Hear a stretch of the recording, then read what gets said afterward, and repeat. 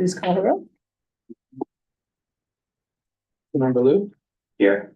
Councilman Burt? Here. Chair Binker?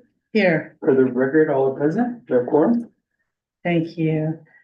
All right, well, let's start with public comment on matters not on the agenda.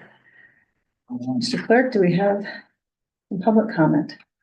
To the chair, yes, we have one public comment. Our first, public comment is David C. I'll ask you to come up here. Yeah. Do you want I believe I had public comment. did you put in a? Yes. Yeah, okay. And we talked. What, Oh, sorry, so sorry. Sorry, we have two public comment. excellent. Sorry. Our first public comment is Hamilton H. I'm sorry. Welcome. Would you want to come down here, please? Thank you. Is there a mic?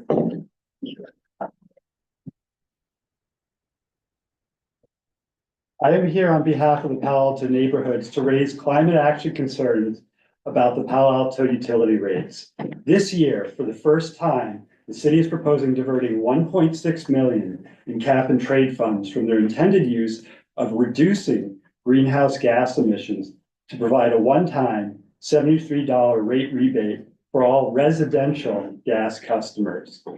Instead, these funds should remain dedicated to their original purpose, supporting initiatives that permanently reduce emissions such as electrifying homes, multifamily residences, and small businesses.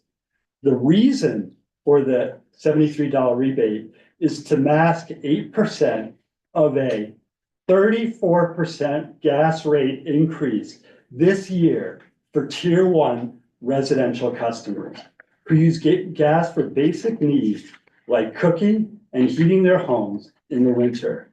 This group includes most renters, including all who live in individually metered apartments and directly bear utility costs. The city's communication is claiming a 13% gas rate increase, but this combines tier 1 and 2 customers and subtracts the $73 rebate. They fail to mention it's a 34% increase on tier 1 customers. The tier 2 residential customers are the heaviest and least efficient and would receive a 10% distribution rate decrease, directly conflicting with our climate action objectives. Moreover, this year's proposed rate departs from previous equitable practices of uniform increases across all customer classes. Instead, a 54% rate reduction for very small businesses and a small number of master metered landlords significantly removes any incentive for them to electrify. Even large businesses will receive a 14% rate increase. Other California cities have rejected proposed cost of rate studies that did not align with community values and revised them. We should also. We should use our existing methodology to give a 5% across the board gas rate increase, as we have done in past years, while retaining the 1.6 million cap and trade funds for their original intended purpose of permanently reducing carbon emissions. I encourage anyone who's listening to email the finance committee members, Pat Burt, Keith Rechtel, and Julie Lithcott-Haynes, or by sending email to City Council. You could request they remand the current gas rate proposal back to the Utility Advisory Committee for a transparent, equitable, and climate-friendly revision for fiscal year 2027. The Climate Committee will discuss this further on May 7th at 9 a.m. Thank you. Through the chair, our next speaker is Eric N. Good afternoon. My name is Eric Nordman, and I am a member of the Pedestrian and Bicycle Advisory Committee, but I am speaking today as an individual. Active transportation is an effective way to reduce emissions, but it is often overlooked. I'm glad to see in the staff report that for 2026-2027, staff expects to focus more attention on plan and program implementation, such as Safe Streets for All Safety Action Plan implementation, Bicycle and Pedestrian Transportation Plan implementation, and TBM ordinances. The South Palo Alto bike ped connectivity existing conditions report just issued in April of 2025 showed that 30% of all trips crossing Alma were less than 5 miles long. This shows that even on commute routes, there is a large potential for active transportation. E-bikes can make even longer trips practical for more people. Active transportation has many benefits, some less well known. With modern internal combustion cars, particulate pollution in cities is now mostly from vehicle tires. As we move into the program implementation phase, we have the opportunity to address the SCAP goal to increase the mode share for active transportation, walking and biking, and transit from 19% to 40% of local work trips by 2030. Please ensure that active transportation is adequately funded to meet this goal. Thank you. Thank you. To the chair, that concludes public comment. All right, thank you so much. Thank you, and thank you to our public commenters. Let's move on to our standing verbal reports, and we will start with staff comments. Mr. Eggleston.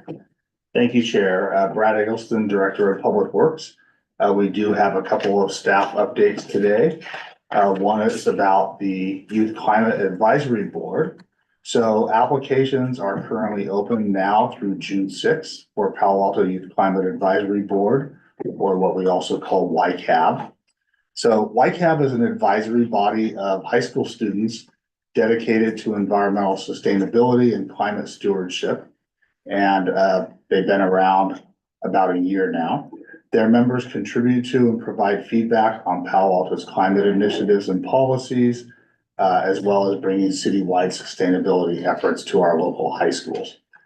The members are selected through a competitive application process that includes interviews, and they're chosen by a panel of city and Palo Alto School District staff, and they meet regularly with city staff. So interested students who would like to participate can access the application on the city's website. If you go to paloalto.gov/sustainability, there's a section on that page with the application for YCAB. And then a second announcement, the city is excited to be on the verge of starting its e-bike pilot program for city staff. And 7 e-bikes have now been ordered from Palo Alto Bicycles, including maintenance packages for the bikes, and they'll be available at City Hall in the next couple of weeks. So these bikes are going to provide an active transportation alternative to staff that are visiting other relatively nearby locations, and we're hoping that this will be a successful model that we can consider expanding to other city facilities as well. Yeah. Are you done? Yes. Okay.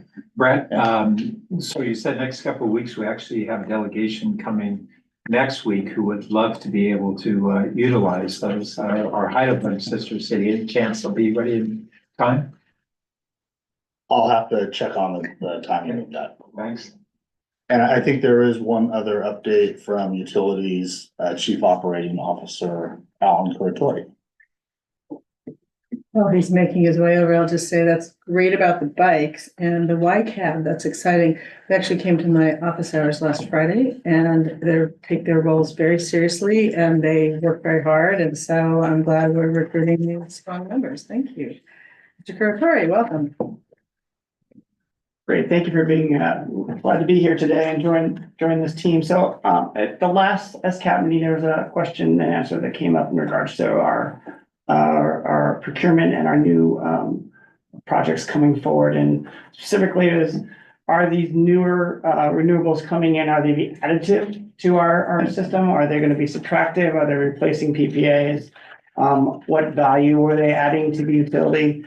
And frankly, what are they going to be doing to customer rates? So I had a wonderful graph. Unfortunately, I am having some computer glitches, so I will be sending that separately. But what it basically does show that under various scenarios, we do have a lot of Palo Alto is very long on solar. We do have some of these PPAs in the future rolling off, and these new solar agreements coming forward will be at a lower rate.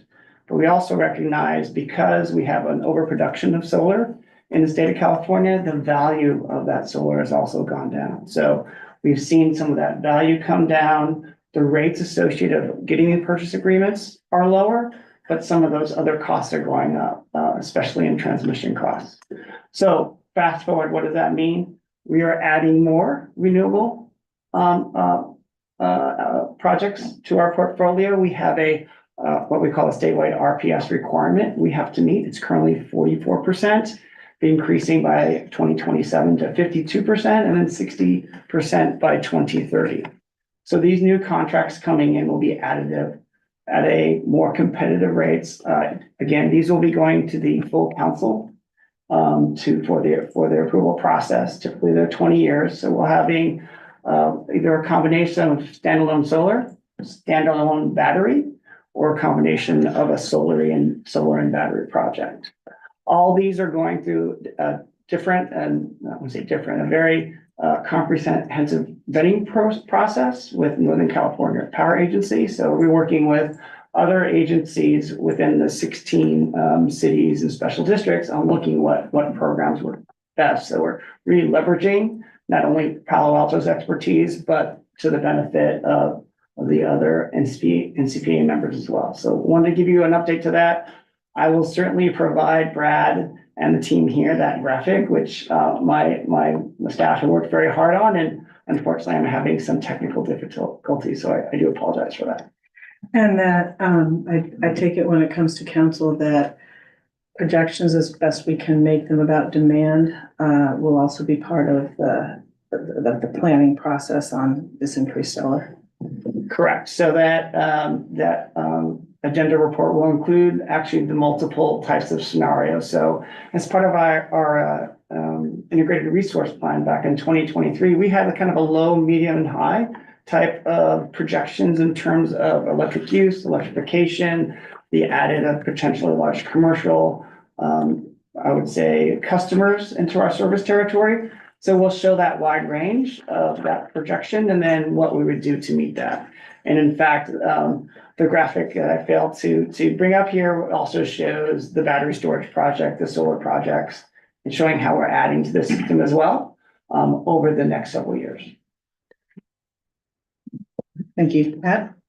Yeah, and within that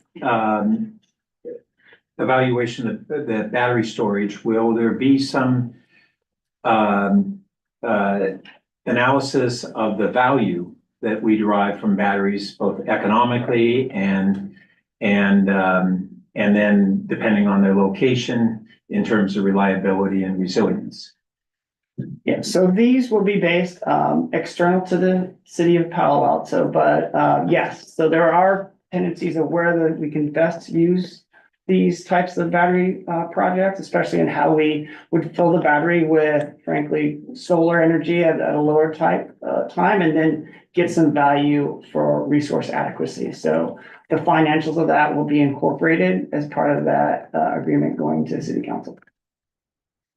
And these are shared projects with certain members of NCPA, is that correct? So sometimes Santa Clara, sometimes not, that kind of thing? Correct. So in a case for maybe an example of a 100 megawatt, solar project, we would maybe take 20% of that. In some other projects, then maybe 300 megawatts or more, where one of our partners in NCPA may be taking the bulk. We would be taking much smaller share of that. It really depends on the project, what we're looking in terms of the value. It's also where it's located, as Councilmember Burt mentioned. Some of these projects have higher value because we can get resource adequacy based on the location and local RA versus other areas where we just don't have that ability. And there may be some specifics of where it's located throughout the state. Thank you. Thank you for coming and answering the questions that were raised. And anything more from staff, or George, did you have any questions? Great, thank you. Thank you. No, that's it from staff. Thank you, Director Eggleston. Okay, committee member comments and announcements. Pat, do you have any updates, announcements, et cetera?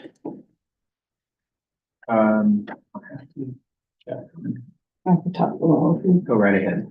Okay, I'll start and we can go back and forth, whatever's helpful.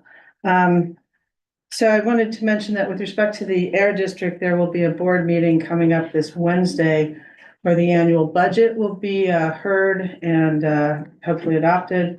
There will also be recommendations to the board on adopting positions on, I think, 6 or 7 state bills in our state legislature right now. Those were vetted by the policy committee. Also wanted to mention that I will be going to Washington DC with the chair and the executive officer mid-May. Try to do what we can to advocate or at least raise awareness, build relationships with respect to clean air issues in the Bay Area. I think you all probably know that the House voted to block the waivers granted to California by the Biden administration for California to have stricter vehicle emission standards than the federal government, as we have had for a long time.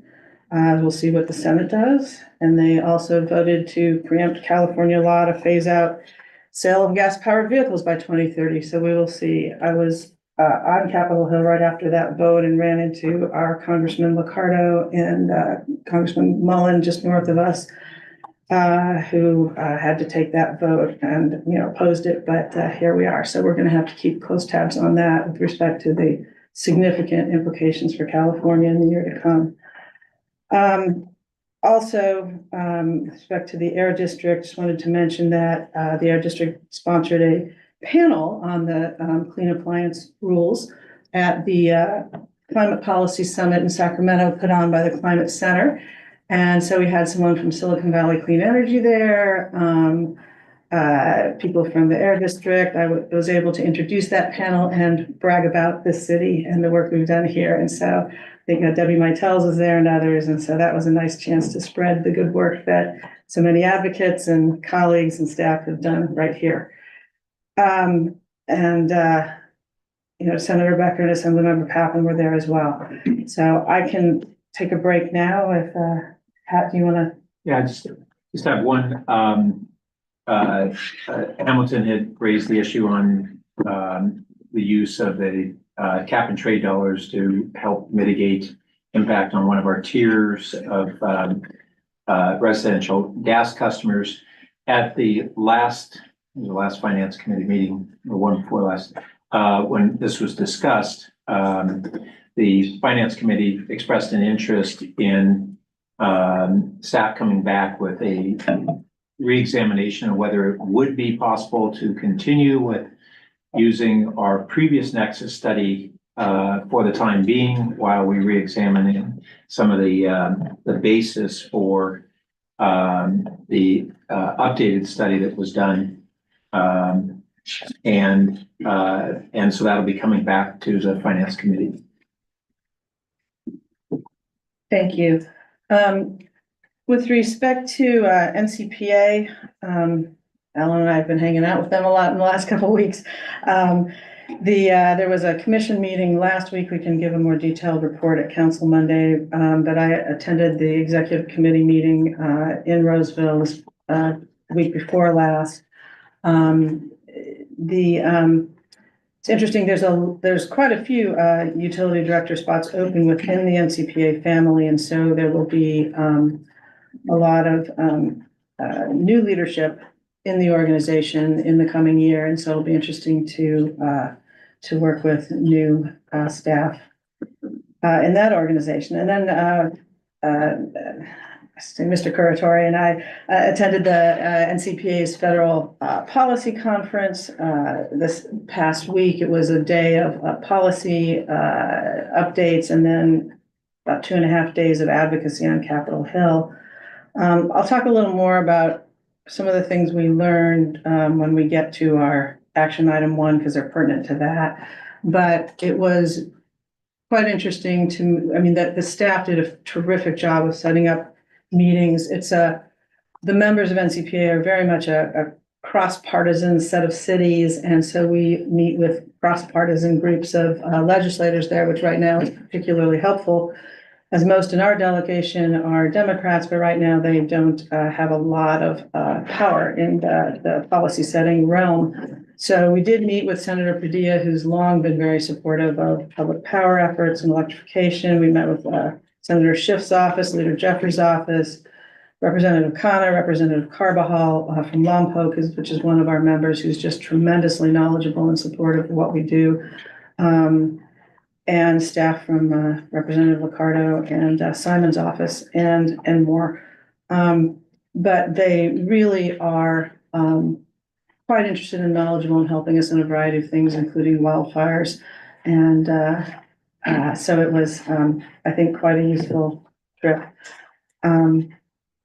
That's what I have. So I think unless there's more from my colleagues, we can move on to action item number 1, which is priorities for 2026 through 27, the Sustainability and Climate Action Plan work planning.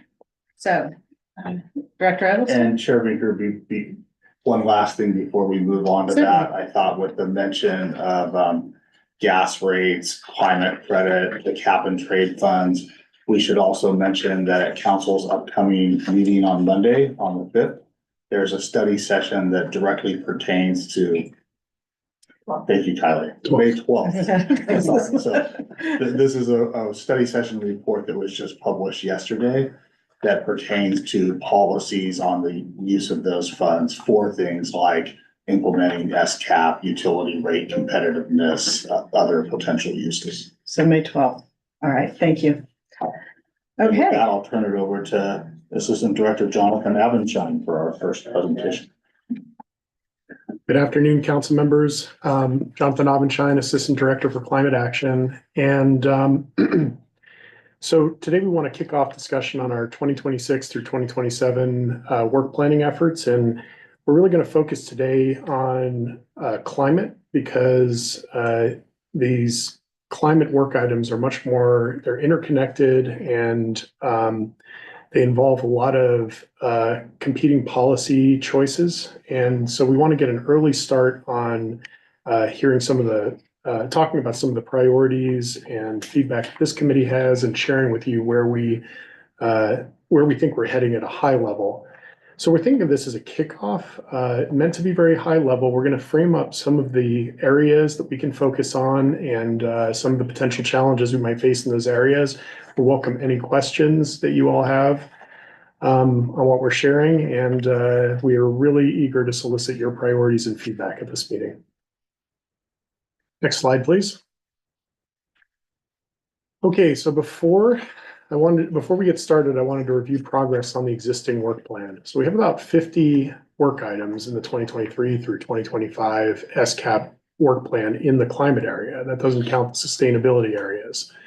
And about 15 of them are ongoing. It's things like promoting electric vehicles, electric vehicle adoption. But of the remainder, all but 3 are on track for 2025 completion.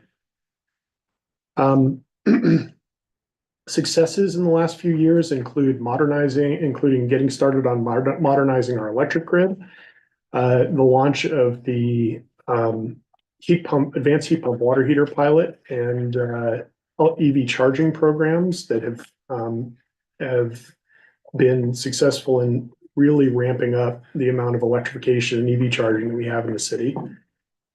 City facility electrification assessment that can guide our facility investments in the next few years. Housing and transportation planning studies that can guide lower emissions growth. And the SCAP funding study and related economic studies that can prepare us to develop large-scale community-wide electrification programs. So overall, we're in a good position to do more on climate in the next couple of years. Next slide, please. In the transportation area, we've had some successes over time. Palo Alto is doing a lot on transportation. Emissions are down substantially. We also have a lot of residents biking and walking to work as well as telecommuting. And Palo Altans are buying EVs at a really high rate, although the federal attempts that were referenced earlier to roll back California vehicle regulations could hinder future progress if they're successful. We have a few strategic opportunities and challenges in this area. First, we've done some studies of the types of safety and then bike safety and then bike and pedestrian infrastructure investments and programs that can help us make progress on expanding biking and walking in Palo Alto. The challenges we're going to face here are picking the most effective investments and trying to make progress in the near term, given the funding challenges that we have in the mobility space that are also exacerbated by federal actions as well. And since we promote active transportation and transit for more reasons than just carbon, we also want to understand try and understand the desired policy balance between programs focused on the short term that can reduce emissions in the short term versus long-term investments that can have significant impacts as well. The second thing we want to do is maintain our momentum with EV adoption. And to do that, we need to make sure multifamily residents have access to charging. We have an EV charger needs assessment that will help us develop strategies for this. We've presented some preliminary results from that, and we want to present some of these multifamily vehicle charging strategies to you next month. And then we also need to accelerate commuter and visitor EV charger access, which can also help multifamily residents. And to do that, we need to really complete a public EV charging study to move that forward. And this is one item we're a little bit behind on from the current work plan, but we are in a good position to start it in late 2025 or early 2026. So in summary, we're looking at cost-efficient approaches to more biking and walking, to multifamily EV charging, and then public and workplace charging as key areas of focus for now through 2027. Next slide, please. Building emissions are also down, although we have a long way to go. We've been creating momentum for single-family building electrification in Palo Alto, and we've completed, again, those studies and pilots that can help us expand our multifamily and non-residential offerings in the next few years. So we did some studies of opportunities in those areas and found some good opportunities.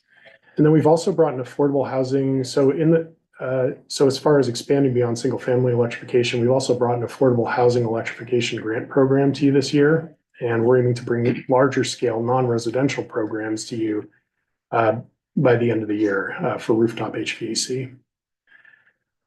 With Air District Zero NOx regulations prohibiting the sale of gas water heaters in the Bay Area starting in January 2027, we will want to work with others in the region to develop programs to help people comply. Financing and low-income incentives are being discussed. And that will help us with our progress on building electrification. If we want large numbers of Palo Altans to pursue building electrification, though, we need to find ways to structure program funding and financing so it can scale much more broadly than our existing programs. The funding study will help us with that. We made some progress in this area in the last few years with the Advanced Heat Pump Water Heater Pilot Program. There we used utility bill savings and net new utility supply revenue and other revenue sources to try to create a scalable program structure, and we got partway there. We're going to need to refine and extend this approach using the findings from the SCAP funding study, and we need to make sure that we're looking at the business and potential legal or other risks from different revenue sources. And then, of course, as we're designing the financial structures and programs to help with zero NOx compliance and to really ramp up electrification, we have to consider all these other factors that could drive costs higher and design the programs to have risk mitigation integrated and to be able to adjust as costs go up from things like tariffs, the economic climate, or if there's a lack of contractor or equipment availability as demands go up. Next slide, please. Oh, and I'm sorry, can we go back to the previous slide?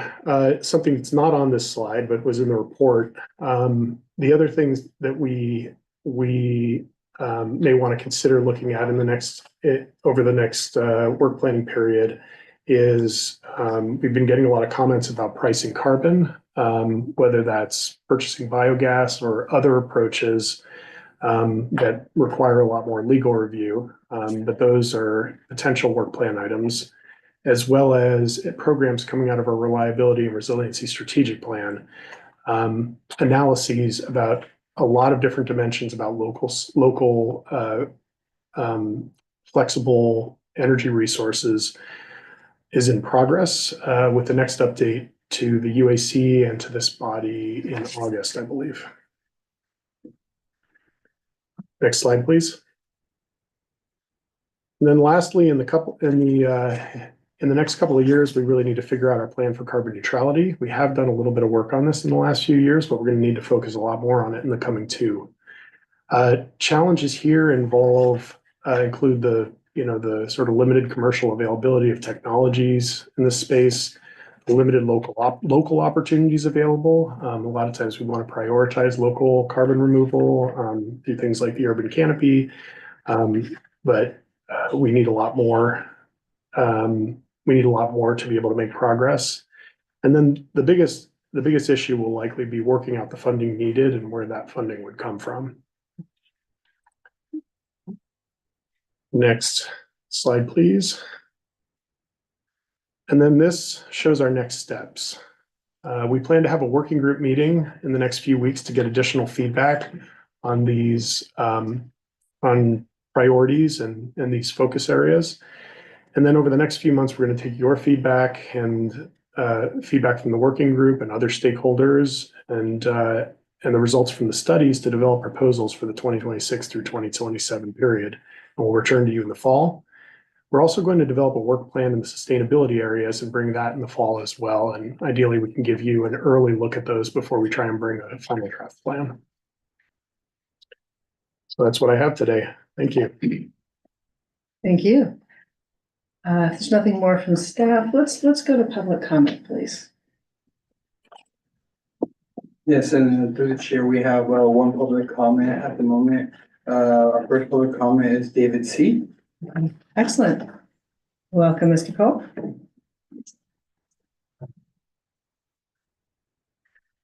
Hello, my name is David Cole. Thanks for allowing me to speak. It's good to see so many of you at Earth Day this last weekend.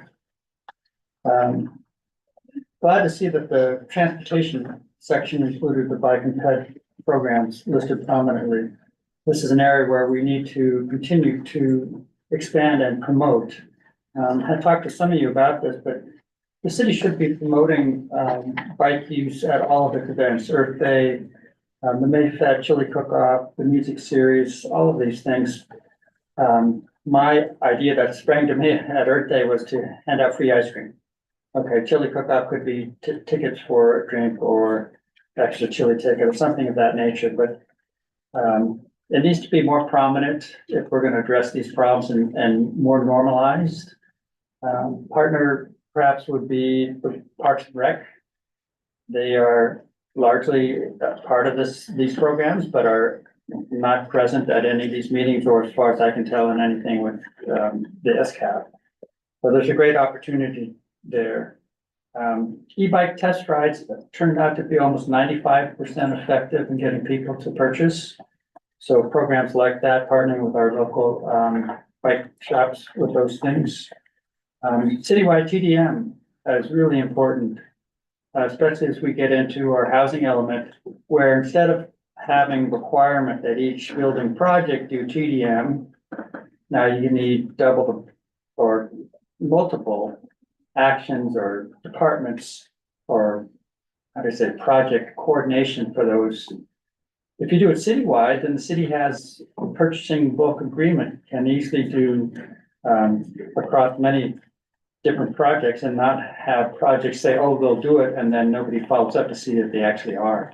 So Mountain View is working on this right now, currently across the city. They're not doing it across project yet, but they need to do that. There's a great opportunity for Palo Alto to delve into that space and make a big impact, I believe. And the last thing I'll mention is bike parking.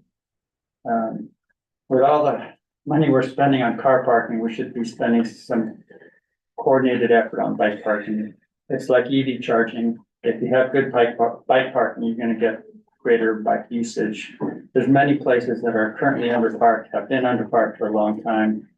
I mean, you ask the city, the hands are tied to say, oh, this is private property, we can't do anything. But we need to break down that barrier and somehow, convert one car parking space out front just for bikes. Again, that'll more normalize what we want to see in the future and promote that. So those are my comments. I'm glad to see that this is getting mentioned more prominently by SCAP review. Thank you. Thank you. Looks like we have a couple more. Yes, our next speaker is Stephen R. Good afternoon. This is Steve Rosenblum. I live in Old Palo Alto, and I appreciate this report on sustainability. I think one of the things that Palo Alto needs to think about is the fact that we have our own electrical utility, and that gives us a huge advantage in sustainability and climate action. We don't have to worry about power generation and power energy storage behind the meter, front of the meter. That's all up to Palo Alto. Whereas if you're a PG&E customer, you can't do anything behind the meter and export any of that energy anywhere else. So Palo Alto has this advantage, and I don't see that we're actually taking advantage of that in any of the plans I've seen so far. For example, we could have solar installations over parking lots in the city and put in battery storage next to those installations or somewhere else in Palo Alto. And at the same time, that energy generation from solar and storage would give us emergency backup, which would be independent of the transmission grid. So if there's a wildfire in Northern California, near the border of Oregon, our power can continue to go on, and our emergency services can have power. People that have home medical equipment that needs electricity don't have to worry about having diesel generators to back up their power. So, and then the other thing that we need to do is look at virtual power plants, idea of smart appliances, having thermostats that are centrally controlled, control of vehicle chargers. I think that would be a huge area where we could make a difference to encourage people to plug in during the day when there's excess solar energy, and then use that energy, or else store it in a battery and then release it at night during that period between 6 and 9 p.m. when there's no more solar generation, but there's still a lot of need for solar energy when people come home and start cooking and plugging their cars in such. Palo Alto could really do a lot. And then the final thing I would say is that I don't see that there's really any value in Palo Alto working on trying to capture carbon to attain carbon neutrality. I think what we should be doing is trying to reduce our emissions, and that's where the biggest bang for the buck is. So carbon capture is certainly going to be necessary, but as was mentioned, there's not enough land or area to do these kind of projects in Palo Alto. So let's just work on cutting our carbon dioxide emissions. Thank you. Our next speaker is Justine B.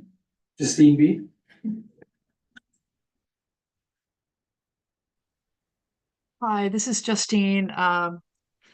And as you all know, I'm the executive director of the Palo Alto Transportation Management Association. And I just wanted to clarify that my understanding of one of the SCAP mobility goals is that it's by 2030, 40% of local commute trips will be by transit or active mobility. So not just active mobility, but transit too.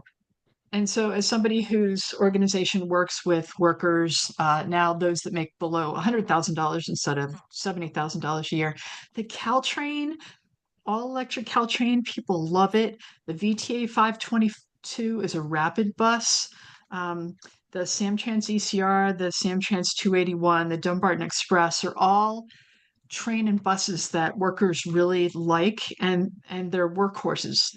Caltrain is really great for anybody who lives within half a mile or a mile of the Caltrain station and can take that, especially there's a lot of people that work in Palo Alto who live in San Jose or Santa Clara. The 522 VTA bus is great from Mountain View. The Samtrans ECR is great for people who live in Redwood City. The 281 Samtrans is great for people who live in East Palo Alto. And the Dumbarton Express connects us to the East Bay. It originates at the Union City BART, stops in Ardenwood and Fremont, and then comes over to the Transit Center.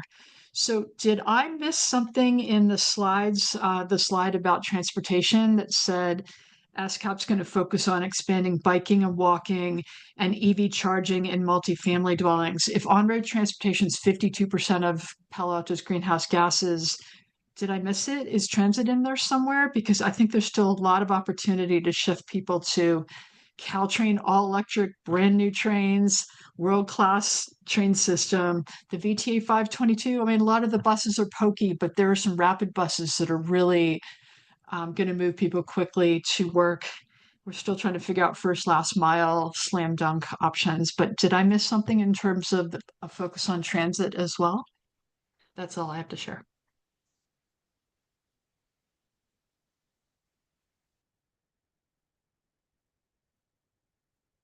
Next speaker is Brett A.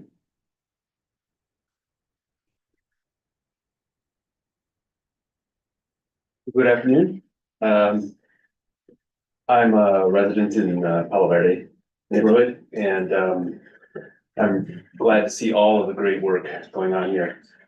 I want to point out that we have to establish standards for the pollution problems that we have, and the zero NOx standard coming at the air district is a great example. I think we should, regardless of whether the air district gets it done, we should get it done in Palo Alto. These improve health, they save people money, they're cost effective, they protect the climate, and they're also safer.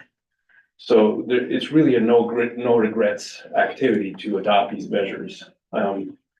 Now, to enable us to adopt these types of standards, we have to remove the barriers to adoption. And I think the primary one is financing, or the upfront cost, the burden of the upfront cost. It's probably a significant burden for a significant portion of the Palo Alto population. And there are many ways to implement these measures. A lot of trade-offs can be had in terms of the type of equipment you pick, how big it is, whether you conserve your energy, whether you use technology, whether you're improving your efficiencies. So we need something that's flexible, that works for everyone. And low income, high income, all measures that are getting us off natural gas, which is the source of the NOx. So I would urge us to concentrate on providing a program and cooperating to get a program in place that's very consistent across our cities to provide zero interest loans for these measures for anyone who wants to adopt them. And those should be accessible, meaning not a rigorous credit check that you might have in say a private financing regime, but something that can be guaranteed by the utility by virtue of the billing relationship to eliminate this credit issue for people. And the zero interest is a subsidy, it's a public subsidy, but we have financing mechanisms because we run our own utility to provide that type of subsidy. And we can also do income qualified subsidies on top of that. So I would say that the biggest challenge we have right now is setting standards and enabling those standards by facilitating people conforming to those standards. So just a matter of priority here, really, in terms of what we focus on going forward. These standards are coming very quickly, and I think it's still an open question about this upfront cost for everyone. Thank you. To the chair, that concludes public comment. All right, thank you to our public commenters. Before we move back to the committee, I'm just wondering if staff wanted to make any comment, in response to the question with respect to transit in the transportation section. I saw a little bit in the staff report that may not have been captured in the slides, at least about TDM ordinances and things. Yeah, increased transit use is in the SCAP. It's in our goals and key actions. It's not listed as one of the KPIs that's focused on biking and walking. But we'll have to take a look at how we're tracking. I know we have a lot of different metrics for transit use, especially with our Office of Transportation. So we'll have to look at how those are integrated with the Sustainability and Climate Action Plan as well. Oh, thank you. So the KPI is actually around transit ridership, the proportion of residents within a quarter-mile walk shed of frequent transit, and the proportion of residents covered by on-demand transit services. And then related to that is the number of businesses participating in transportation demand management programs.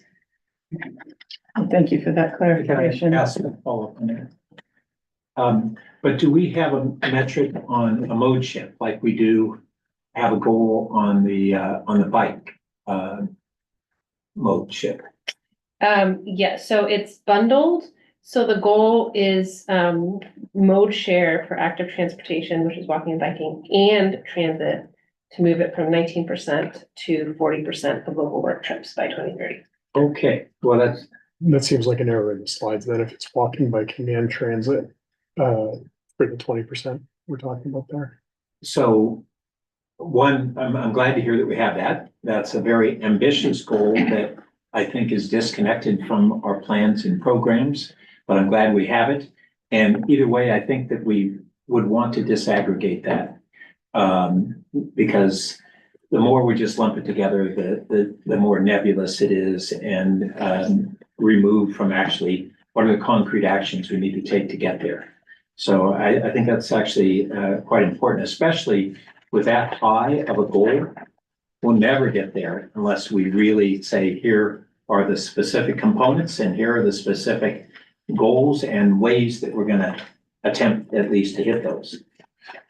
So, but I am glad that we have such an ambitious goal. On the other hand, it kind of worries me if that's what's baked into our 80-30, something that we are a long ways from achieving and having really the concrete plans to get to.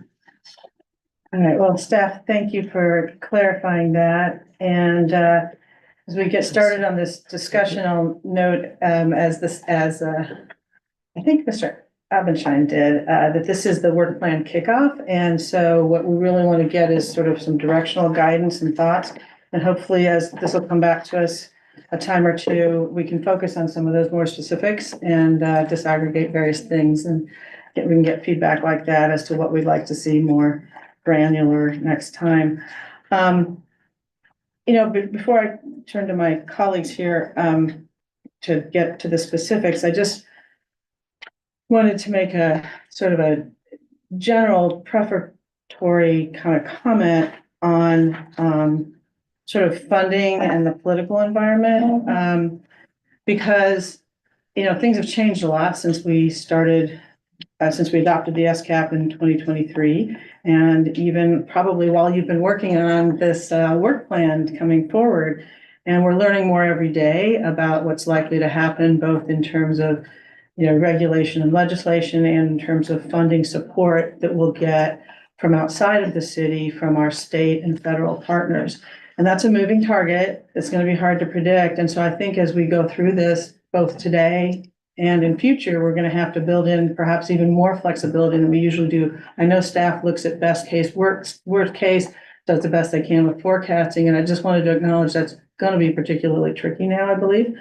But I think we're going to have to look a little bit more at worst case than perhaps we typically do. We want to be optimistic, especially in the climate space, ambitious. And we know we're innovative here in this city, but it's going to be tricky. So when I was in Sacramento 2 weeks ago with the League of California Cities, we were meeting with quite a number of our state legislature. Councilmember Liu was there as well.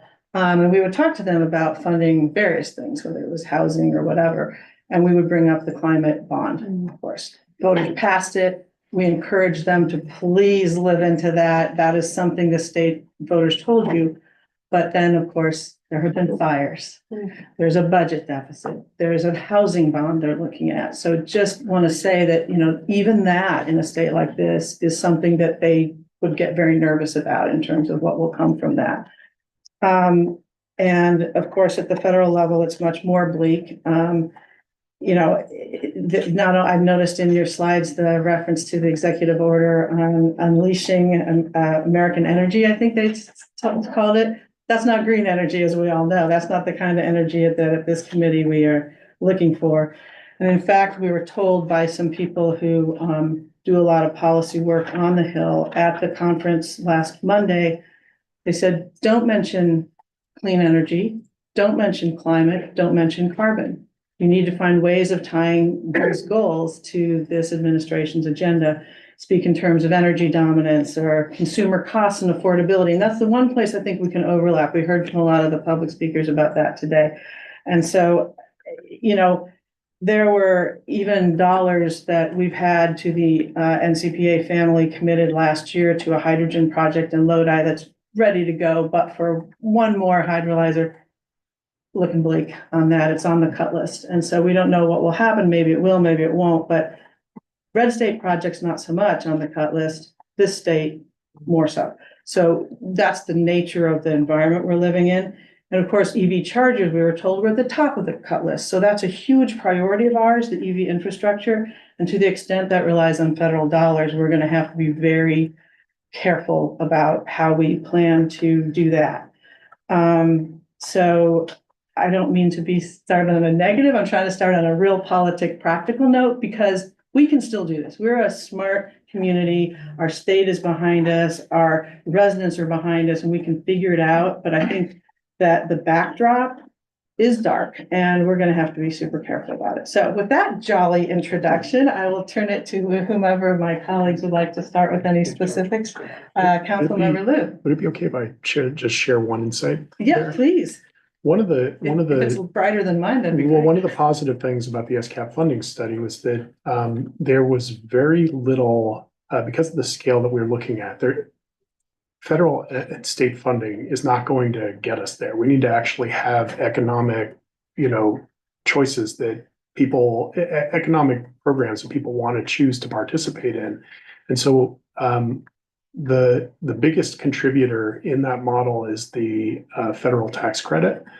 That's going to be one of the biggest things that we need to keep an eye on. But beyond that, a lot of the things that you're talking about are not included in large amounts in the SCAP funding study. So that's one positive indicator in this environment, I think. Yeah, that's good too. We brought up various slightly different federal tax credits, more related to utilities projects, and also keeping municipal bonds tax exempt, because even that may be in their sights.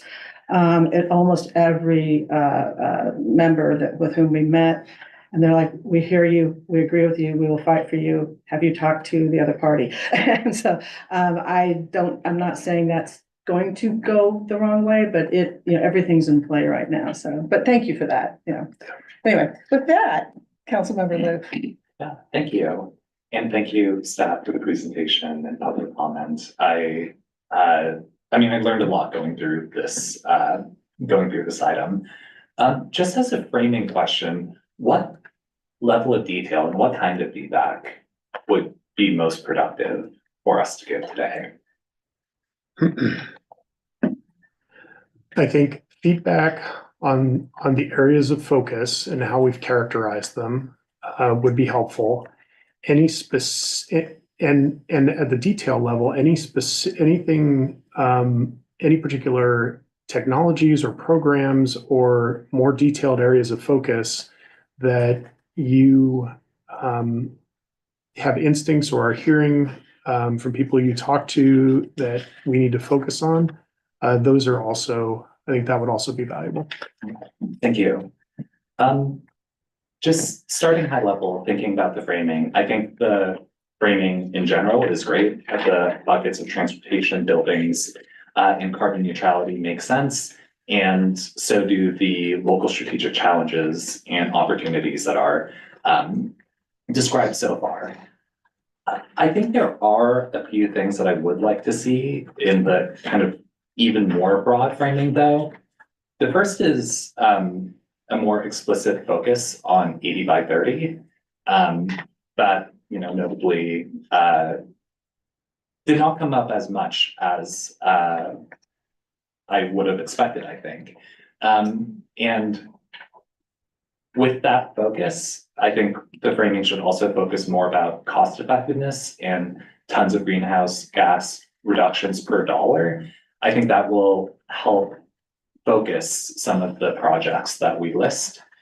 And the third thought on framing is that we want all of our goals to be understandable and actionable. And so we want all of our work items to also be understandable and actionable. And so there are potentially areas where we can take fewer goals and focus on the goals that are most impactful or take most of the city's time. This is really just going back to something that I also spoke about when we were setting overall city priorities. Just some of the work items like maybe idea generation or additional research that for work item 4B, like that should just be built into another work item. That shouldn't be a separate thing for us to track, right? And I think that will make things more understandable. So those are my thoughts on framing. 80 by 30, going through the work items and really thinking about the cost effectiveness per dollar and the scalability. And just making sure the list of work items and goals is really refined and understandable to any community member who takes a look at them. Going into slightly more specific notes, I think, as people mentioned, transportation is a really, really critical piece. And in addition to the climate benefits, I think transportation has, of these areas, maybe the most positive externalities in our immediate community in terms of livability and economic opportunity and other things like that. Yeah, I generally want that to be a significant focus. A couple of specific concepts within the transportation world, in addition to all of the amazing work on Vision Zero and bike and pedestrian plans and things like that. One thing I would want us to look into is TDMs. And I know we have a TDM evaluation study in our work plan. A TDM expansion in our work plan. I'm curious, do we have a kind of good centralized repository where we can track all the TDMs that are active in the city and who the main contact is for each one and things like that? Okay. Thank you. That is something that the Office of Transportation is working on, but it's not as robust as we would need it to be. Yeah, far from it. Yeah. I think that is really foundational. I think I would love to see more TDMs and more effective TDMs with reporting and follow-ups.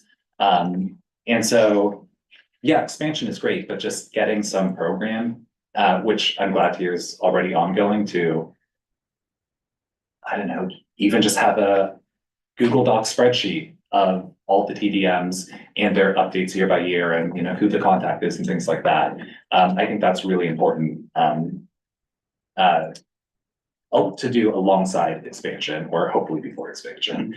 The other thing I would also mention is curbside EV charging. I think a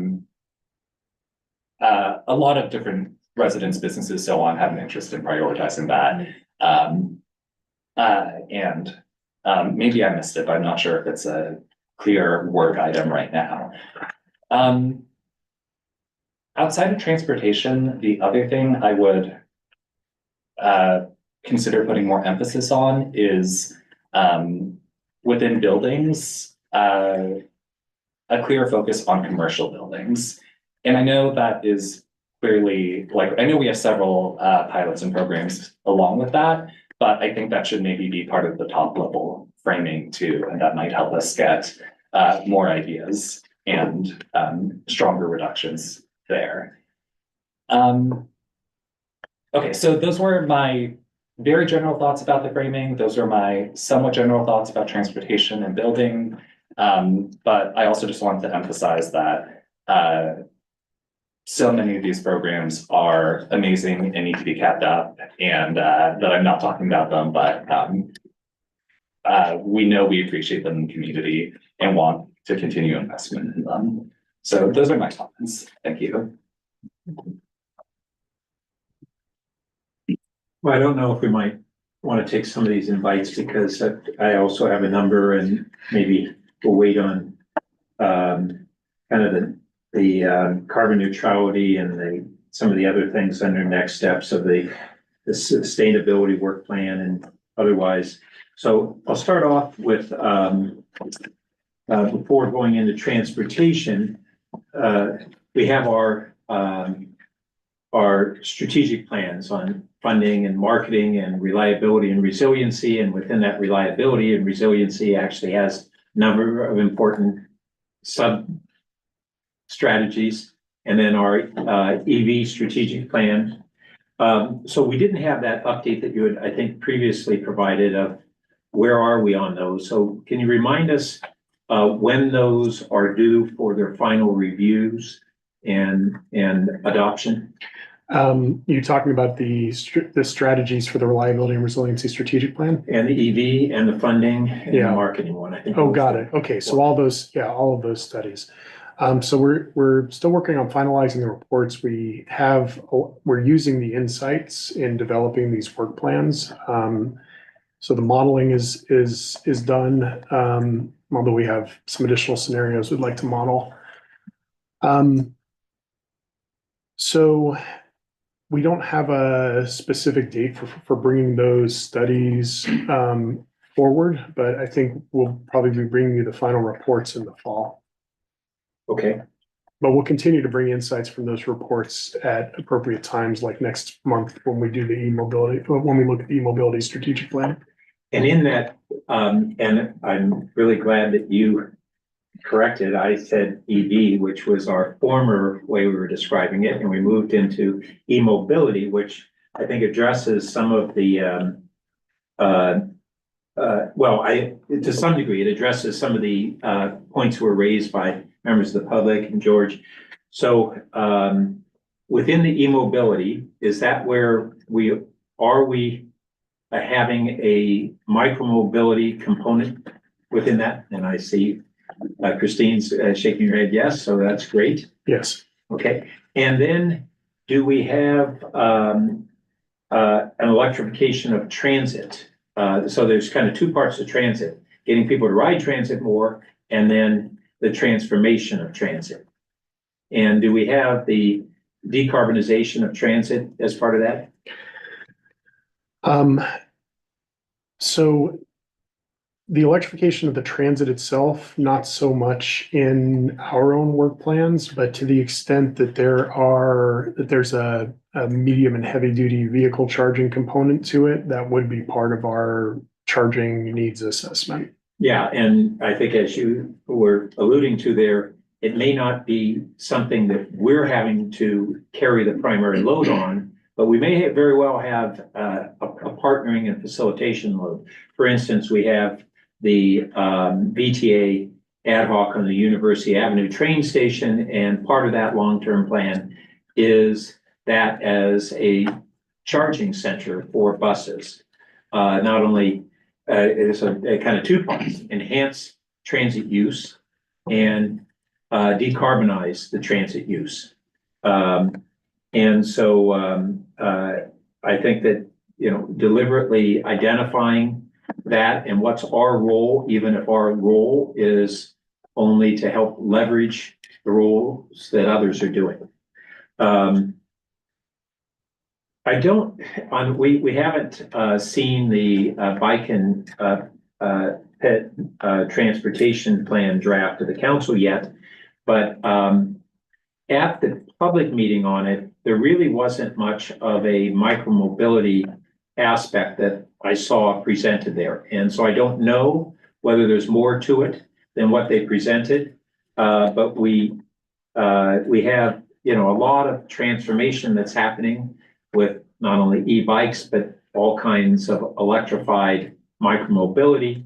The technologies are continuing to develop and expand.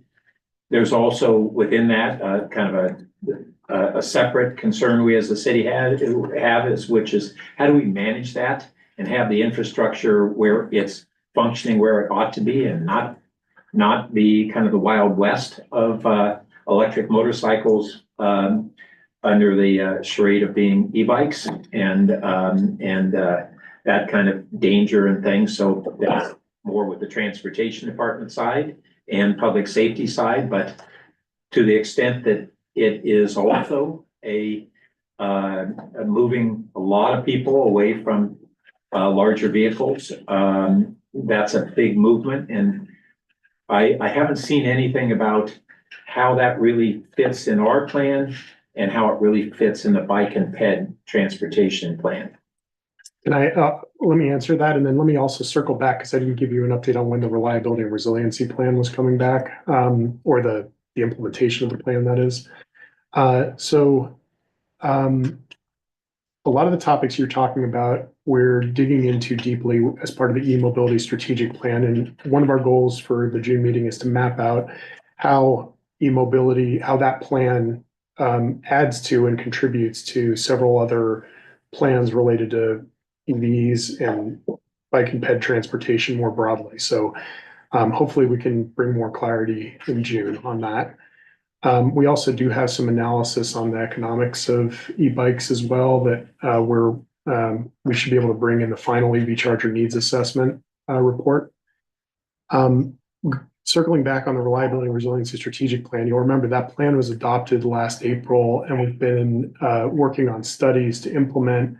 So we're continuing to implement the plan, but within strategies 4 and 5, there's analysis of these sorts of flexible energy resources, solar and storage, vehicle to grid, efficient electrification measures, and we're looking at the impacts on supply, distribution, and short-term and long-term resiliency, as well as doing some work around microgrids. And all of those topics are being packaged together. The next update that we'll do to both the commission and the UAC will be in August, I believe. Good. And on that relationship to the bike and ped transportation plan, to what degree is you guys and your group working with the consultants and our transportation staff on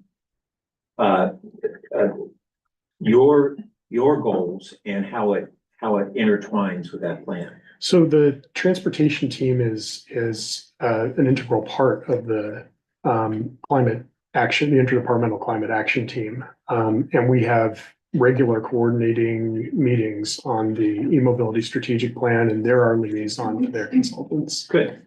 Okay. I did want to just echo one of the things that David Cole brought up, which is on bike parking. And we've had different programs to provide bike parking on public space. But I don't remember all the details of them, but I think we really aren't doing the promotion of that to businesses to know that they can request them on public space. And then the other half is, how do we get them on private space? Because for a variety of reasons, either not having the space adjacent on public, or for security reasons, or whatever. To my knowledge, we really don't have a program similar where we would really facilitate or provide racks for private space. And I think that may be one of the most cost-effective things we can do, is to have a city program that would help fund and facilitate expansion of bike parking on private spaces. So I'd be interested in having a discussion on that in the future. And then on the reliability and resiliency strategic plan, a part of that is distributed generation and storage and what we might do there. One of the concerns I've had is that there were policy decisions to, I don't know, fade away from a focus on our local programs, so the Palo Alto Clean and net metering program. And for whatever reasons those policy decisions were made in the past, I would really like us to have the opportunity and the council to have the opportunity, the public, to look at revisiting that. They even recently at one of our, maybe it was finance committee meeting, and it was purely framed in terms of the economics of that, like the Palo Alto Clean program, which is where we purchase local generated power on a wholesale basis. And one of our speakers talked about, oh, we ought to have it on city parking lots. Well, that's exactly what we did. And that program ran out, and that program had its own problems because we burdened the solar supplier with obligation to make things EV charger ready and all this, rather than that their job was to provide the solar and we would work on the other aspects. Instead, it kind of got layered onto their cost. But when we have a policy decision on how much we value local generation and storage for its reliability over the long term. And that means that we can make economic decisions to say, we will pay extra for that. Not just that we will only do it based on the avoided cost, but we may pay a premium because we have another value that maybe we can't explicitly quantify. And that needs to come back for policy discussion rather than just a given based on what decisions were made, 8 or 10 years ago. Yeah. That's exactly one of the policy questions in the reliability and resiliency strategic plan studies. Oh, good. So we'll be discussing that. Estimate on when that would happen? Well, we're aiming to come back with that discussion with the UAC and this committee in August. Great. So that's part of the broader package. It's a lot of different things that plan was meant to contain a lot of different efforts. And then on buildings, I saw in the box that it said our building emissions are down 25% since 1990, and that's better than I had assumed. Is that just new news to me, or is that kind of a new recognition that we've made more progress on building? That reflects renewable or carbon neutral electricity. Since Oh, that time. okay. It's not from electrification per se. No, it shouldn't. Oh, So it's true, it's not from electrification necessarily. It is from it. What we're saying is that even though the city's expanded since 1990, gas use has declined, and a lot of that's going to come from gas efficiency over the years, but some of it's coming from electrification. I think when we look at our progress on buildings, we tend to look at a more recent benchmark because there hasn't been a lot of electrification, but this highlights just how much work Palo Altans have done on reducing gas use overall. Even with expansion, they've used energy a lot more efficiently. And those, to some extent, those building envelope improvements, things like that will transfer into lower electric use when we electrify. So, and some of it, out of fairness, is a transformation away from industrial uses in our city. Yes. That we're getting. So, but that's fair enough. That's part of when we quantify it, but is that a number that we have been tracking all along, or is that a better reduction than we were previously aware of? I wasn't personally aware we had that good of a reduction. We've been tracking it. It's in the annual greenhouse gas inventories that Christine pulls together. Great. And then under those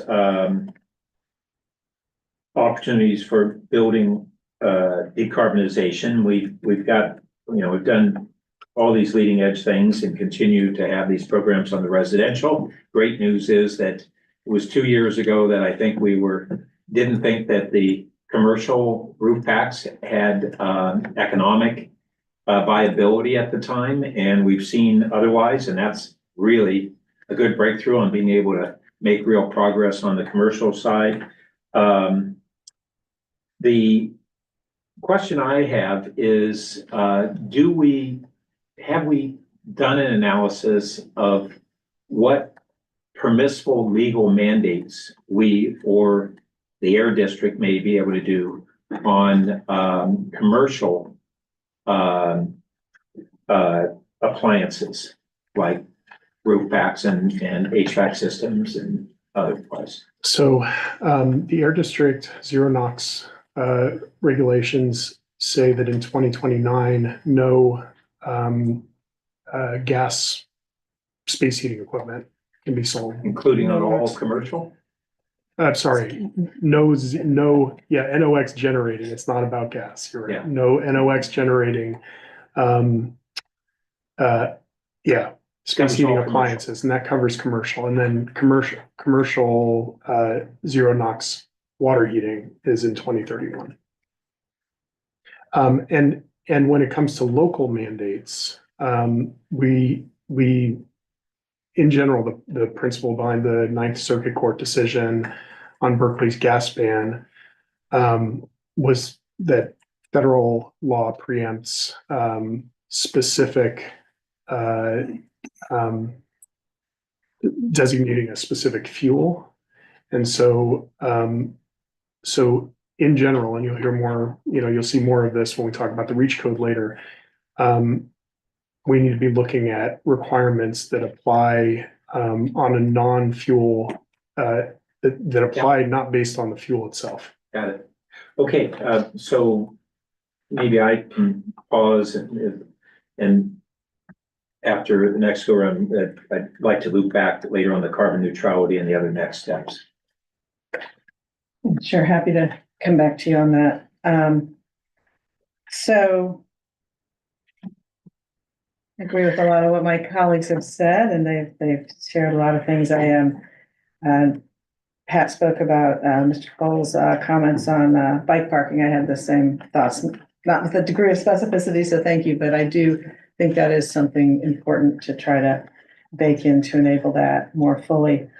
And then I just wanted to ask a question based on, and by the way, thank you for those appendices that sort of showed so easily like where we are in the different programs, both the two different ways. That was very helpful to see and showed how we've done an awful lot on most of them. And so to have only the three that may not quite make the finish line is really terrific. So you guys the team has really lived into the plan, and so that's great. One of the ones that was listed as ongoing was 2.4D electrified fleet, and that's one of my favorite topics. And I was just curious if we could hear a little bit more about the progress and status of that, because I know it is ongoing, and I know that you're pursuing it well. And in fact, the police car that was unveiled at the State of the City was an interesting step forward. So could you just give sort of a Well, just a quick snapshot. Yeah, absolutely. This is an ongoing effort. I believe the last 2 years of the annual adopted budget for vehicle replacement have been essentially an all electric plan where everything that is feasible to electrify, we've done. So the exceptions have been really just the police pursuit vehicles and maybe ambulances. There's a couple things. So we haven't purchased all those vehicles. Like if you look at the fiscal year 25 plan, a lot of times it takes multiple years to get through and actually acquire and add to the fleet of vehicles that are in a given fiscal year's plan. So not too many of those have been delivered yet. The continuing challenge that we see is that once you get past the light duty vehicles, light duty trucks and into the medium or heavy duty, the prices of these vehicles, in some instances are as much as triple the internal combustion engine. And for the most part, we have not increased those annual budgets. We did an increase 1 year, a couple of years ago, but we haven't come up with a solution and funding source to do that yet on an ongoing basis. So that's a real challenge we're going to have to grapple with in the future, because it's not sustainable to just maintain the same funding levels with an all electric program where the fleet age and efficiency and upkeep will suffer. Yeah, and thank you. I know I gave you all a hard time, I think, when I was brand new on council about a medium duty vehicle. And was hoping, and I remember part of the response was the cost, increased cost compared to ICE vehicles. And I was hoping that things had come down a bit in the market, even at the medium and heavy duty, but it sounds like not yet. No, and in fact, I'll surface, recently we've had discussions about the fire engine that's in the current year's plan, and we've been planning to purchase a Pierce Volterra engine. And we just got pricing on that, which was, I believe, about $300,000 higher than the last time we had got pricing 2 years ago. So even there, we kind of paused and we're having to take another look at those plans. Yeah.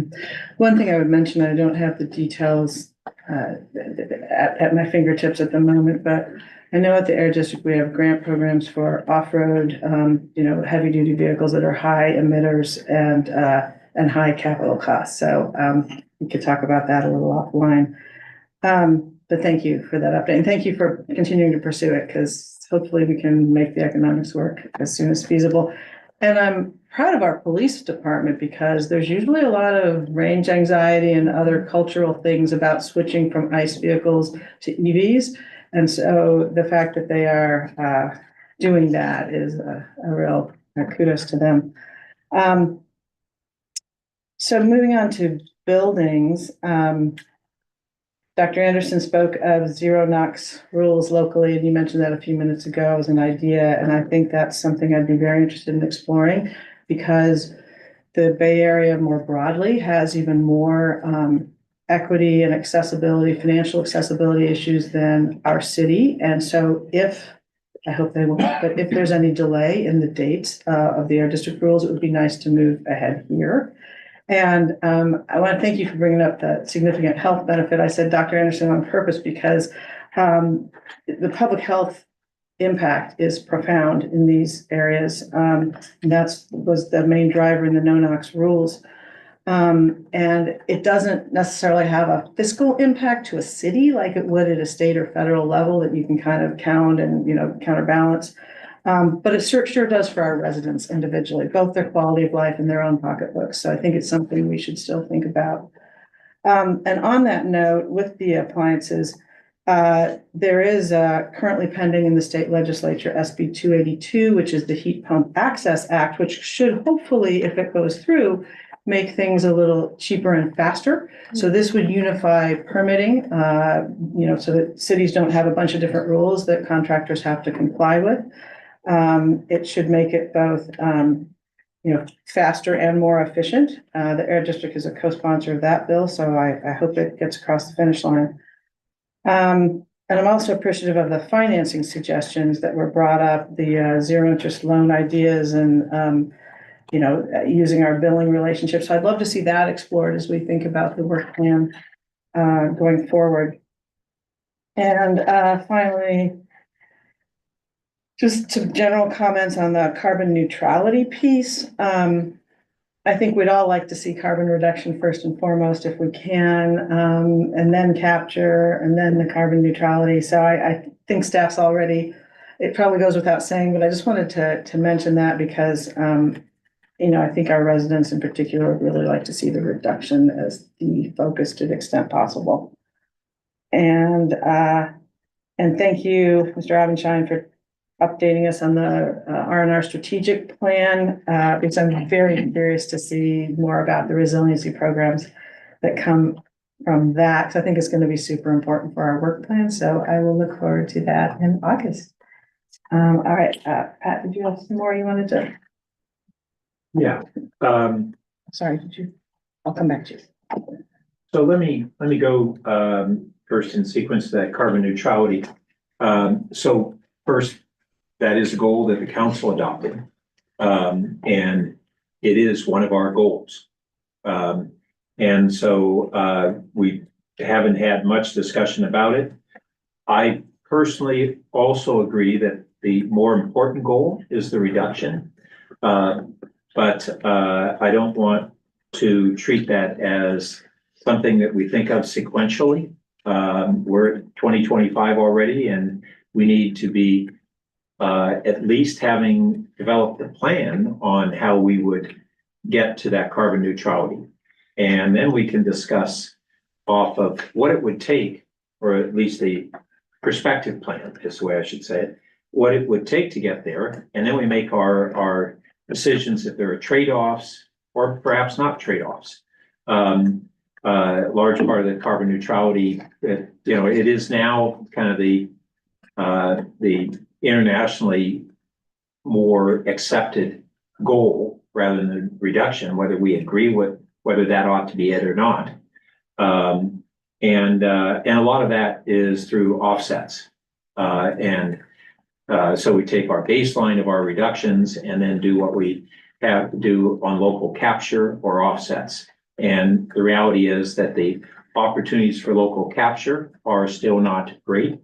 But we've identified some prospective ones, and the offsets really don't, is to the extent I understand it, they don't really need to necessarily come at expense of significant of our staff resources or whatever. But we can't really have that discussion in any depth until we look at here's what the paths we would take to get there, and then we go through that decision making as opposed to kind of preempting it.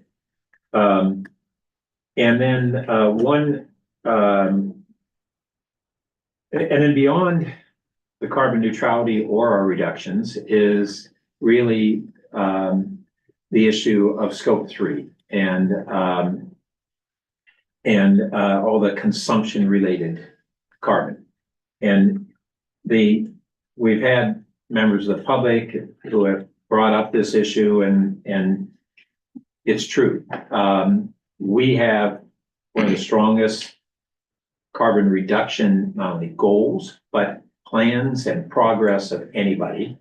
But at almost all levels of government, we've so far kind of turned our eye away from the scope 3, and unless we address that, we're really not getting to the point of true carbon neutrality.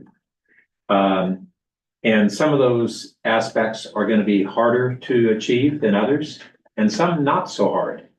And we're not going to get there if we just say, well, we're not even going to begin to look at it yet, because we got so much on our plate that we can't begin to look at that. And unfortunately, I think we have to do both. It may not be equal in our resources to what we're doing on our reduction plan, but we need to begin to say what would be involved there. We've had the state that has mandated scope 3 accounting for corporations doing, I think, over $1 billion in the state, if I remember the legislation. And so the first step is, what is the problem? Where is it coming from, and what's there? But we actually did adopt one component, which was the low carbon concrete proposal. And concrete is 7 or 8% of global emissions. Steel and concrete are 15%. We're having a huge amount of construction in our community. And we, as of right now, to my knowledge, we aren't implementing anything on low carbon concrete yet, right? Is that correct? No, that's not correct. Oh, good. My understanding is. With George here. We do have regulations. You want to come up and speak to it? Oh, great. We haven't heard much about it. Anyway. Chart, I think. I think we're going to hear about it a little bit more in the next item. Okay. Councilmember Burt, but we do have that regulation. We've had it since the last code adoption. It was part of the Green Building Code, and it applies to Cal Green Tier 2 projects. We are looking at possibly lowering the criteria for compliance to include more buildings in the new code adoption. So those are some of the initiatives we're looking at moving forward. Well, if it's in the next item, I'll anxiously look forward to hearing more about that time. Thanks. Okay. And then on the last part, we have our SCAP plan. And to what extent are we going to be talking about our climate adaptation aspects? Do you want to tackle that? That will be included when we talk about the sustainability sections of the work plan. Okay, so that would be in the fall. Great, all right. And do we think we have coming to the council, a wildfire prevention program update? I think before then, is it coming to the council before the fall? I thought I heard something on that, but I'm not certain. Sorry, Councilmember, could you repeat that? An update on our wildfire prevention program. I forget how we title it. So we do an annual wildfire mitigation plan for the utility. So I know that is coming up this spring. I would need to check on if we have a citywide plan. Oh, in progress. we have. We've had one. No, I'm sorry, with the timing in terms of the return of something like that. I see. Okay. I would say that issue is quite elevated in the community. It's been something I've been real concerned about for a long time, but now with the LA fires, it's a heightened concern. And on MTC, we Councilmember Vicker and I both serve. I as an MTC member and she as an Air Board member on a Bay Area planning Yeah, I think collaborative. BARC is the acronym. And it's basically Unfortunate acronym. MTC, ABAG, the Air District, and BCDC all together. And at our the first meeting we were members of that, we understandably had an update on what that group had focused on sea level rise. And that's been a big area in the previous 4 years when I was on BCDC, and I care deeply about it. But I pushed hard that I don't believe it is our greatest climate threat. It's not our most immediate in our area, and probably not our most severe. As significant as it is, the more consequential is the threat of mega fires. And that group is actually now going to go back and reevaluate the goal setting along those lines. And I just think it's something that we as a community need to elevate when we look at the magnitude of the public safety, public health, private economic, public economic, environmental impacts of ecosystems and GHG generation from mega fires. You put those together and it is mind-boggling, the potential consequence. And we kind of have it out there as, oh yeah, we're kind of looking at that. It's a much bigger deal than I think we and other communities have really adjusted to. And so I want to make sure that that we're really having the opportunity to look at that in this context, as well as public safety in other contexts. Councilmember, Yeah. You are reminding me on that, and I failed to just mention, this doesn't replace the comments you just made, but just for both the public as well as the committee's awareness. There was a wildfire audit that was done recently in terms of an emergency preparedness standpoint. Policy and Services did review that in detail, and the item itself actually included a much broader update on the wildfire kind of mitigation and response efforts that the city has undergone for a more thorough conversation, as you noted, given the current interest, I'll say, in that topic. So that will come to the full council, the audit, and obviously that additional information. The other piece I'll let you know is, as many folks know, we are in the midst of a multi-month where we have a few touch points on this topic. Obviously that audit being one, the utilities mitigation plan being another. The third being the updated state wildfire maps.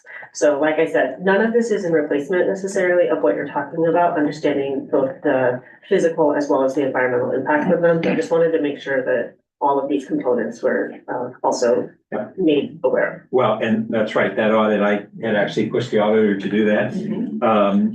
But we also, then we have that, how that translates into our prevention plan and our emergency operations coordination and all those things getting together. Councilman Rectal and I just attended an all-day conference at Stanford. The first one I'm aware of that is on the economic impacts of wildfires. And it was a really very comprehensive event, and we had one of our assistant fire chiefs who is lead on this there as well. And Okay. Councilmember Burke, can I add one other note there? This discussion is reminding me that the item on council's priority objectives that one is coming on Monday, May 5th. And one of the objectives is to adopt the updated Foothills Fire Management Plan and Community Wildfire Protection Plan, and that's scheduled in the second quarter of the. That's what I was calendar. thinking of. Thank you. Okay, so that would come when? It's in the work plan, is coming in the second quarter. So if we stay on target, it should become before the council's summer break.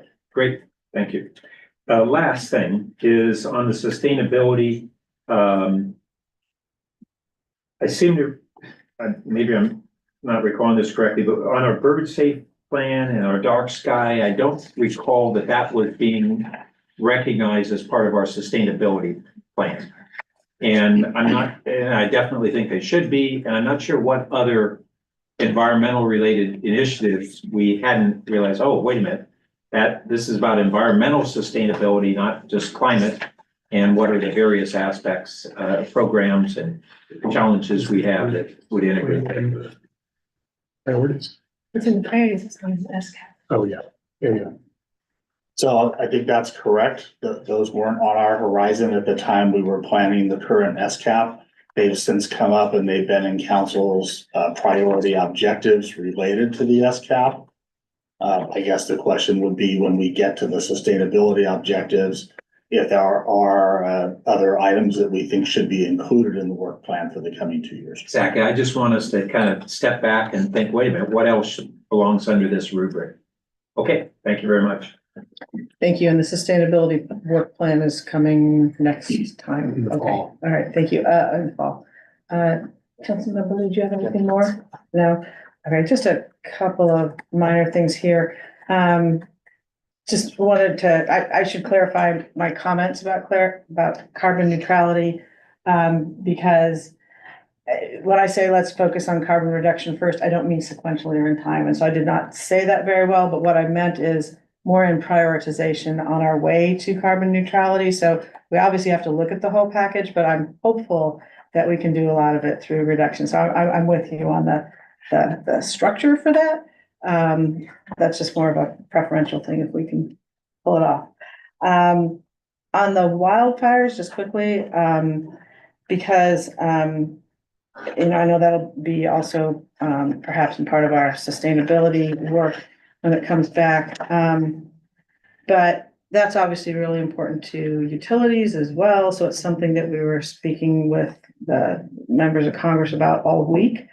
And just trying to get various federal laws and things to assist in utilities practices with respect to vegetation management, et cetera, but also with respect to insurance, because that's a huge thing. It's a strict liability standard when there's a wildfire involving utility.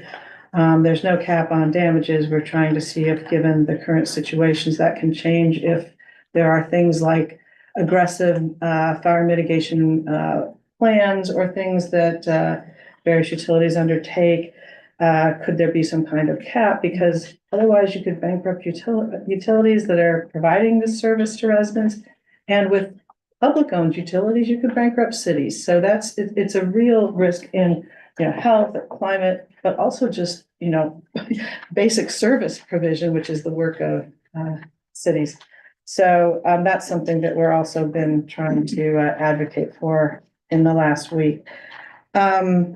So with that, if there's no further comments, I just want to say thank you so much for working this up and for the progress that's been made this year. And I look forward to continued conversations on how we're going to get this done. All right. Thank you so much. And with that, we will move on to our next agenda item 2. Review and discussion of 2026 to 2028 REACH code policy. which was foreshadowed in this item. And so now I will move on to that. I'd like to Welcome. introduce Tim Scott, a resource planner with the Utilities Department, who will present on this topic. And I just want to note that we have Integrated Design 360 consultants working with us on the Reach Code effort online. And then we have George Hoyt, our chief building official, here in the room with us too, as well as several other staff. Thank you, Jonathan, and thank you, council members. So as Jonathan said, I'm going to walk a bit through our progress on developing the Reach Code recommendations for the upcoming code cycle that will be starting January 1st, 2026 and continuing through the end of 2028. Next slide, please. Our Reach Code requirements aim to increase water conservation, lower embodied carbon, reduce fossil fuel use in buildings, and facilitate electric vehicle adoption in Palo Alto by going above the state's minimum code requirements. These goals are consistent with Palo Alto's sustainability goals, including 80 by 30, and work towards both our 2025 City Council priorities as well as our SCAP key actions. We're also keeping an eye on regulatory efforts that may impact these Reach codes, including AB 36, which could limit the city's ability to implement residential Reach codes, as well as the Ninth Circuit decision around providing multiple fuel options for customers. So we have a stronger need than in previous years to align our Reach codes with outside efforts as well, like the upcoming anticipated air district mandates, as well as voluntary electrification efforts that are have been very active in recent years and will continue to be during this code cycle. Next slide, please. So our Reach codes are focused on two areas. There's energy codes as well as green building codes, and we'll talk in more detail on those in the upcoming slides. And as I mentioned, the next code cycle will start January 1st, 2026. So as always, our goal is to adopt Reach codes before that code cycle beginning to avoid lapses in coverage. However, for the energy codes, we are reliant on cost effectiveness studies, and there are expected delays in the completion of those studies that would impact our multifamily and non-residential energy code updates. So our current proposal would be adopting our green building Reach codes on January 1st, 2026, or adopting them beforehand and then having them go into effect on January 1st, 2026. And then similar timeline for our single family energy Reach codes. And then, as I mentioned, because of the cost effectiveness study delays, we would anticipate that the multifamily and non-residential energy Reach code updates would become effective July 1st, 2026. And this would not be the first time that we've had to delay a portion of our energy codes due to these, the timeline of the cost effectiveness study completion. Next slide, please. Talking about green building codes, in previous code cycles, Palo Alto has adopted Tier 1 and Tier 2 requirements, which are designed by the state as optional amendments that can be adopted by jurisdictions looking to go beyond the state's mandatory code requirements. Tier 1 applying to remodel or renovation projects, existing buildings, and then Tier 2 applying to new construction. Some other jurisdictions choose to use LEED certification guidelines in their green building codes. It's a similar approach as using these Tier 1 and Tier 2 requirements, where there's a set of minimum requirements and then a flexible pathway where you can continue to meet the remainder of the requirements on top of that minimum.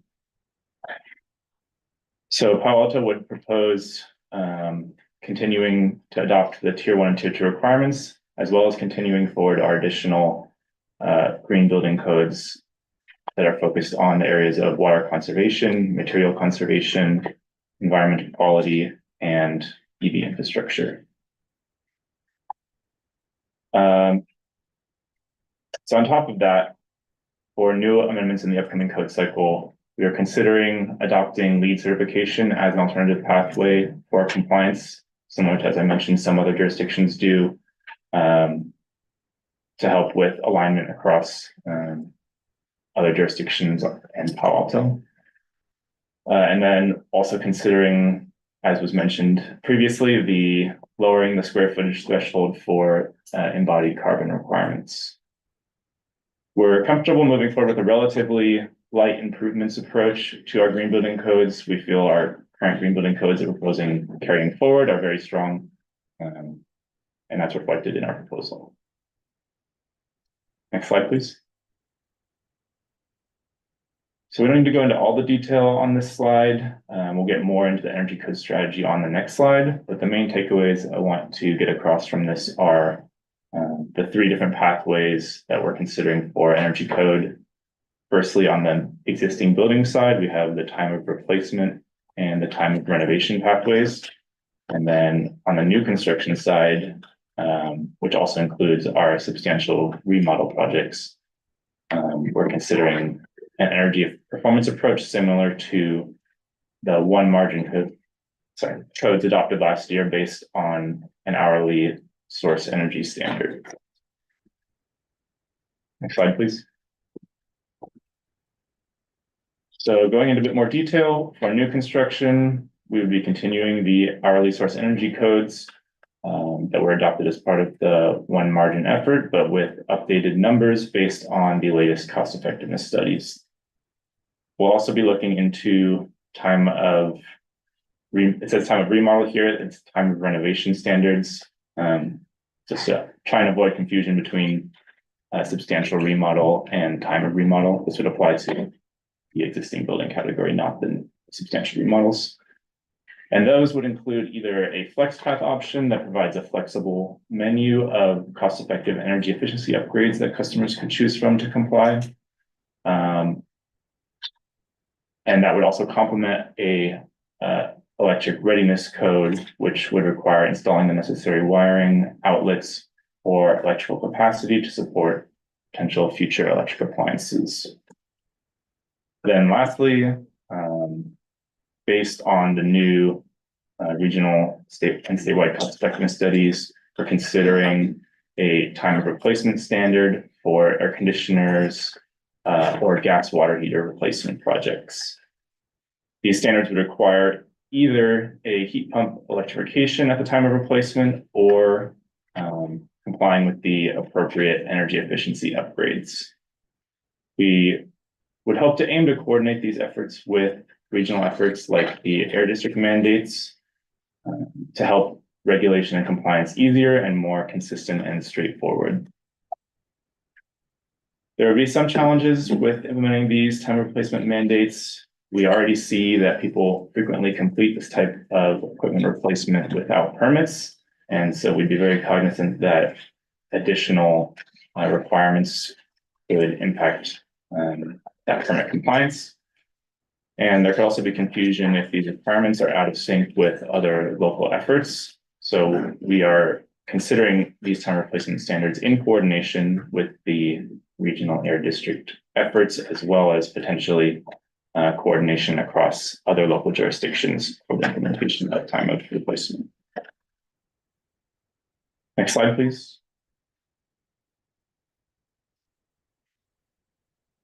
So in terms of next steps, we have a couple different timelines laid out here. Looking on the left side, this would be for our green building code, as well as the single family energy code.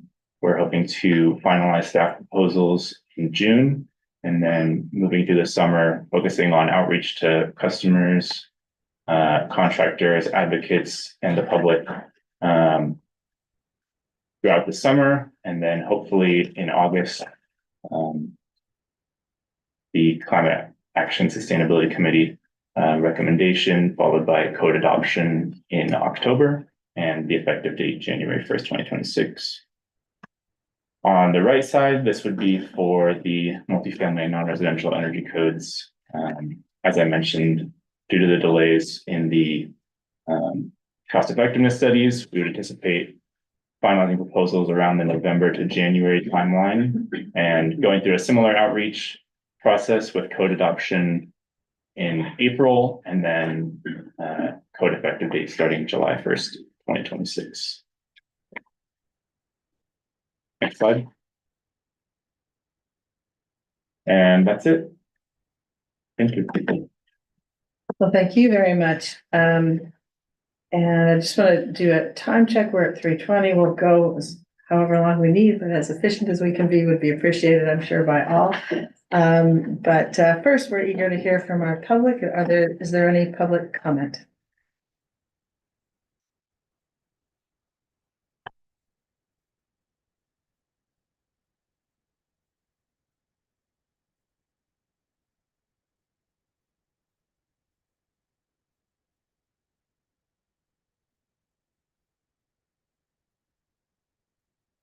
First speaker is Deshelle Leeds. Hello, Well, Dashiell Leeds. I'm the conservation coordinator for the Sierra Club Loma Prieta chapter. We support Palo Alto in pursuing a strong reach code to achieve its climate goals, including the time of replacement standards for air conditioners and gas water heaters. In particular, we support the time of replacement standards for air conditioners, also known as AC to heat pump. We're glad to see in the staff presentation that this policy is being considered with the support of incentives. AC to heat pump policies would be in line with Palo Alto's SCAP goals, notably including SCAP actions E1 to reduce greenhouse gases in single-family appliances and equipment, E2 to reduce greenhouse gases in non-residential equipment and appliances, and key action E7 to use codes and ordinances to facilitate electrification in existing buildings and new construction. We believe that Palo Alto is well situated to lead the way on AC to heat pump policies because you have your own municipal utility that can provide carbon-free electricity to residents.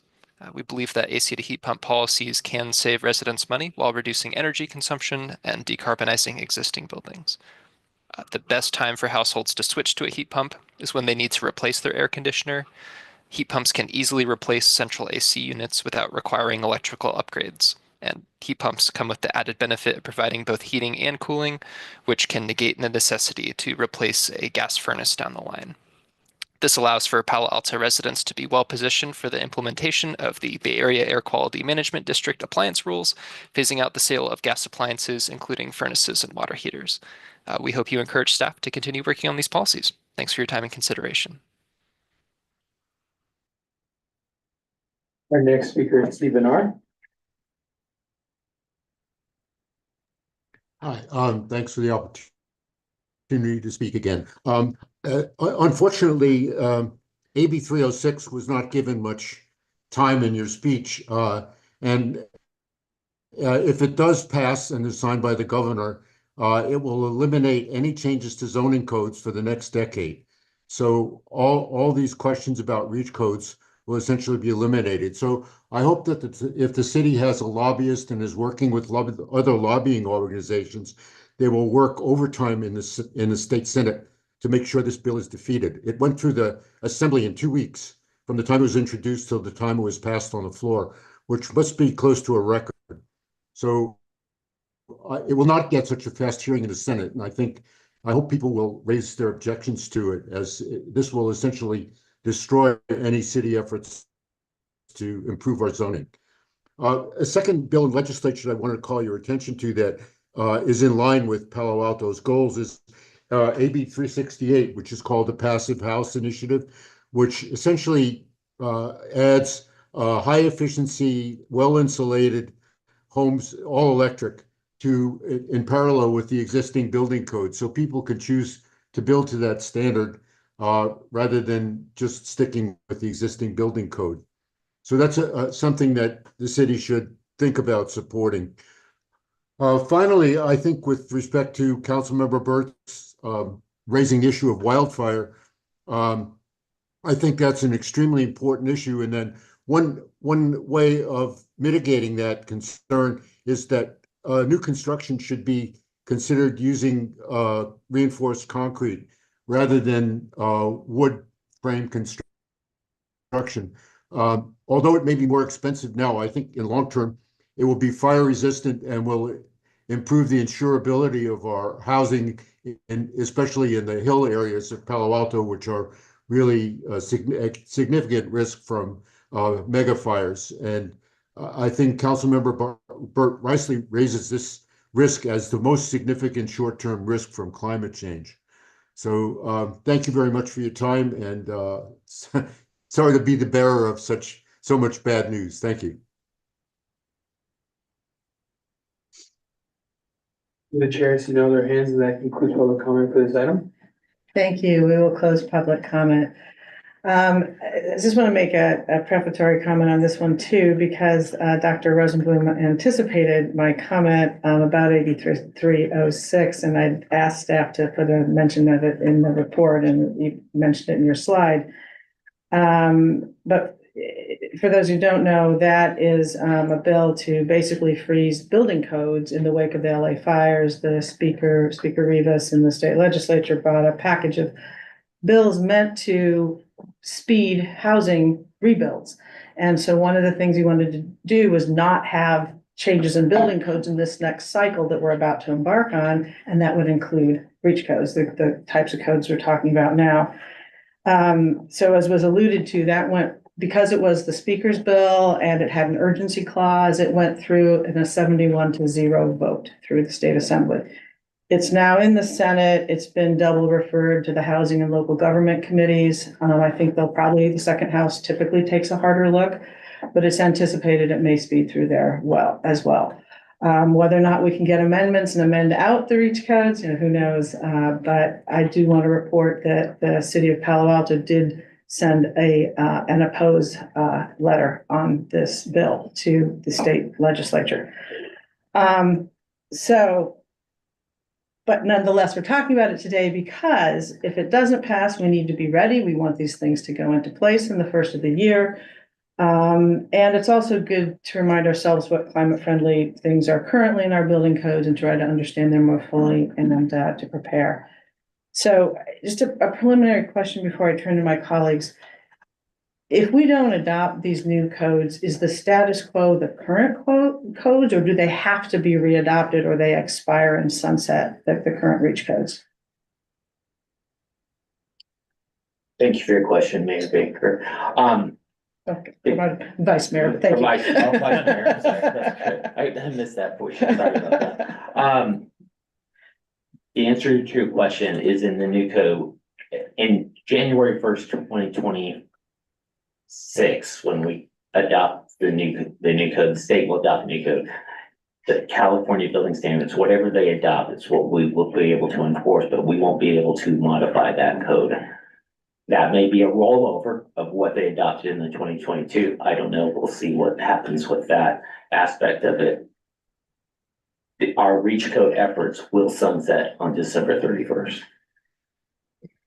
So if we can't readopt these or adopt more stringent ones or whatever we choose to do. We'll be back to the base state code. All right. Well, thank you for updating us. All right. Who wants to tackle this one first? Let me ask. Pat, go ahead. Let me ask follow up on that. I'm not clear on, are you saying that our ability to update reach codes would be terminated, or it would have some retrospective impact? Every code adoption cycle, every 3-year code adoption cycle, when we adopt the California building standards codes, that's when we update the reach code efforts into green building and energy. Those expire upon that building standards commission code cycle. They have to be readopted, reevaluated for each code cycle. So our local amendments expire at the end of 2025, and if we don't have the ability to do any future local amendments because of this state law, then we would just be at the state code level, which would be behind where maybe it could be behind in some places where we are right now. And are we not able to renew them when you say they expire?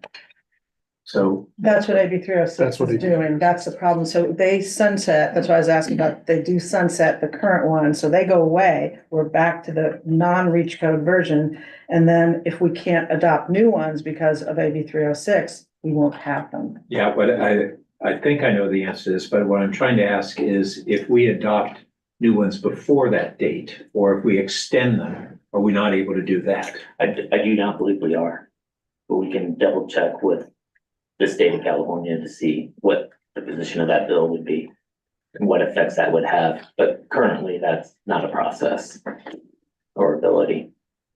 I think it depends on the mandatory nature of the sunset, which I was under the impression it was. If it's not, then we could just merely extend the current ones we have. I can have our legal team look into that a little bit further, but I think my understanding is that's not how it works. Yeah, thank you, please. Yeah, I just wanted to make sure we didn't have that opportunity. And would that apply then to our ability, if we had construction codes in wildfire areas, would we be equally constrained from adopting those? It's, there was a carve out in the bill for high hazard fire zones. Okay, so then assuming, if, well, as of right now, there is no bill and, I mean, adopted and we could do it.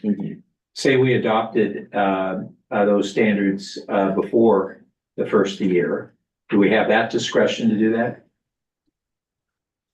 Yeah, you can adopt them. You can amend the current code cycle. But it might expire. But it's going to expire December 31st and would have to be readopted the end of this year into the new year. And none of these things take effect without review by the state either. We can adopt what we want, but they have to be reviewed by the state. Am I right? Okay. Yes. That is correct, John. All right, thanks. And then, sorry, and I just want to reemphasize that this is residential specifically. Commercial, commercial is not going to be affected. okay, that's good to hear. And on the low carbon concrete, is there a short version that, George, you can provide us on? What are the current requirements and the current thresholds? And then I'd love to get, as a follow-up, just sent to me, maybe others on the committee would be interested also on getting the actual rules in detail. Sure. The low carbon content provisions are located in Palo Alto, Minnesota Code 1614-080 and 1614-240. I think 80 is residential or tier 1 projects, and 1614-240 is tier 2 projects. So I will correct myself in my previous statement. The low carbon content requirements do apply to both single family, multifamily, and new non-residential new buildings. So that's what they apply to if they are triggered by tier 1 or tier 2 requirements. A short. Do you want to? Yeah, let me see if I can. Layla and Melanie speak to this at all? Yeah, that would be great. I think they have it closer to their fingertips in my mind. Yeah, our consultants are online and can speak to this a little bit in more detail. Yeah, and because we're running so late, I'm not looking in this meeting to get the full depth. I don't think we've had this reported back to this committee since we put in that as a goal. Well, could we take it as a follow-up, or we could have our consultant write up a summary? Sure. Okay, we'll send that out. Thank you.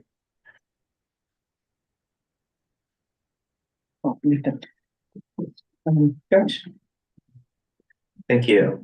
I certainly agree with Councilmember Byrd that looking at legal creativity is worthwhile and looking at it soon in case there's something we can do by the end of the year is important.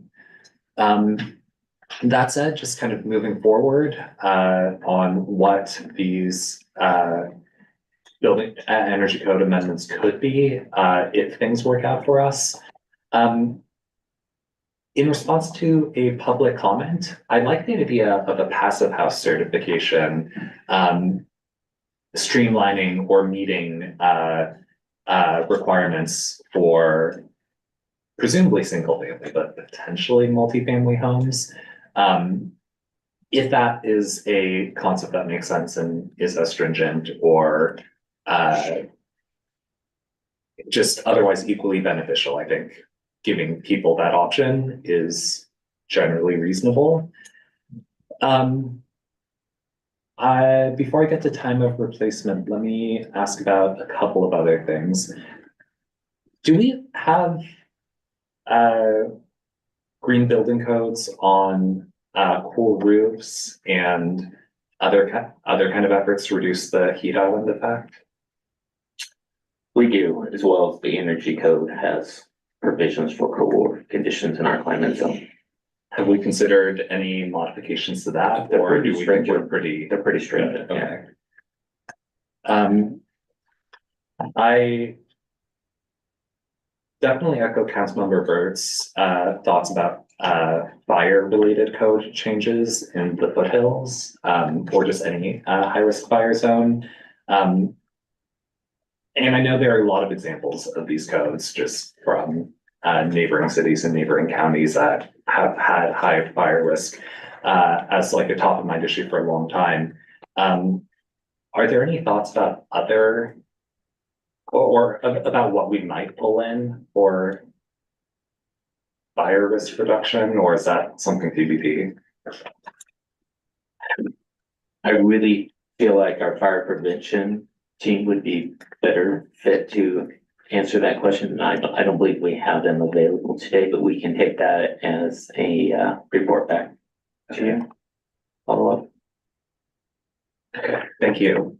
On time of replacement, so that's obviously going to be hard for people.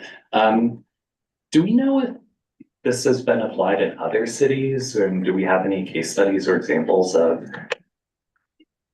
if this has been done anywhere in the world? This is pretty new. Okay. I'm sure the time of replacement has been done in other places.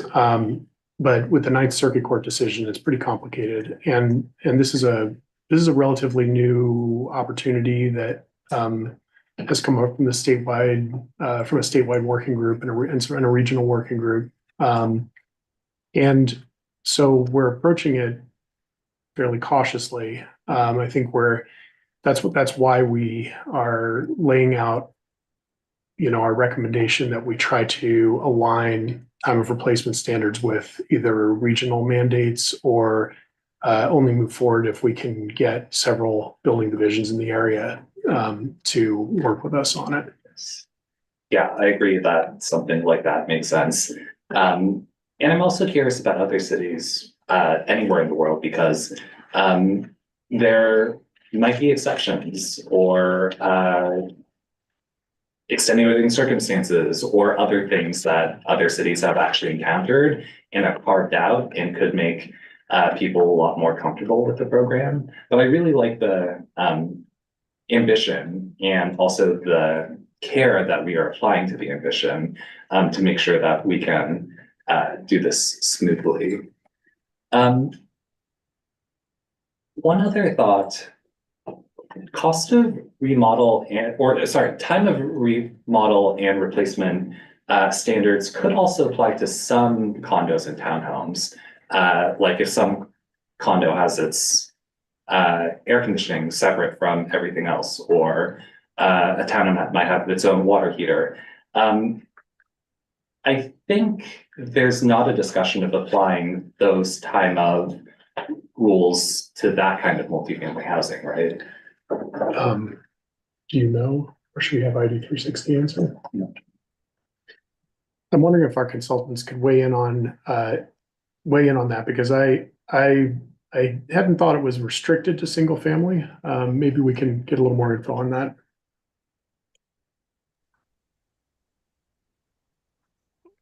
Hi there, can you hear me? Yes. Great, thank you for the question. So yes, currently right now, the time of replacement model code approach that staff has presented is specifically targeted at single family homes in particular. This is primarily due because they are also supported by the cost effectiveness studies. Multifamily, if that is something that the city would like to look at, that is something we would be able to take back to the statewide team and the consultants that are working on the studies themselves. But currently that particular approach is aimed at single family. Layla, can I just check that I understood? I heard you say time of replacement. Did you mean time of remodel? Are the time of remodel requirements, the cost effectiveness studies focused only on single family, or does that expand into multifamily as well? So the time of remodel, thank you, Jonathan, the renovation approach, the current cost effectiveness studies do apply to single family. There is some room to explore it for multifamily. There are some jurisdictions who have adopted that under the 2022 code cycle. But yes, so that is coming down the line as was mentioned in terms of the cost effectiveness timeline. So yes. And thanks for reminding me on that, because we actually, the issue isn't that it's not, we don't know whether or not it could apply yet, because that cost effectiveness study will be part of the multifamily cost effectiveness studies, and those aren't coming until later in the year. So that topic right there is something we'd consider in the second phase of the cycle when we start talking to you early next year. Okay. Yeah, I mean, I think that's fine by me. Would be happy to explore it when we can next year. And those are my comments. Thank you. May I Please. So a little bit of information coming from the great team here on the here with us.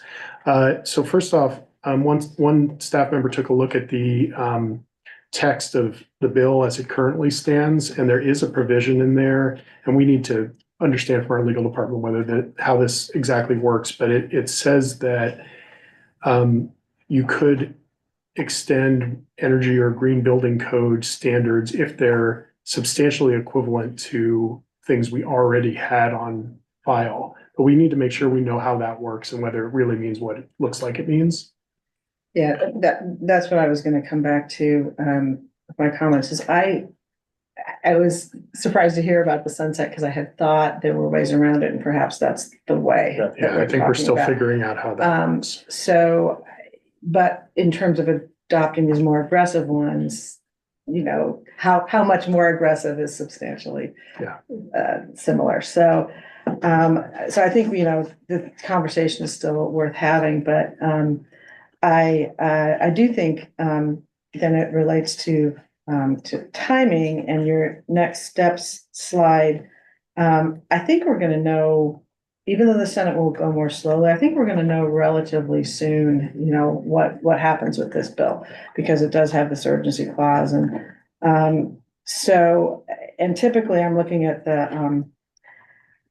it looks like we're going to be asked for a recommendation in August. I would hope that we know by then, and of course you need then the governor to sign it, and something will happen there.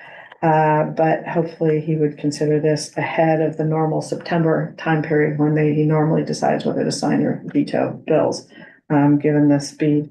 So I think when this comes back, we'll know that. And as noted, even if not, we can work with non-residential codes and such. And so there are things to do, but it does pare back potentially at different levels. Go ahead.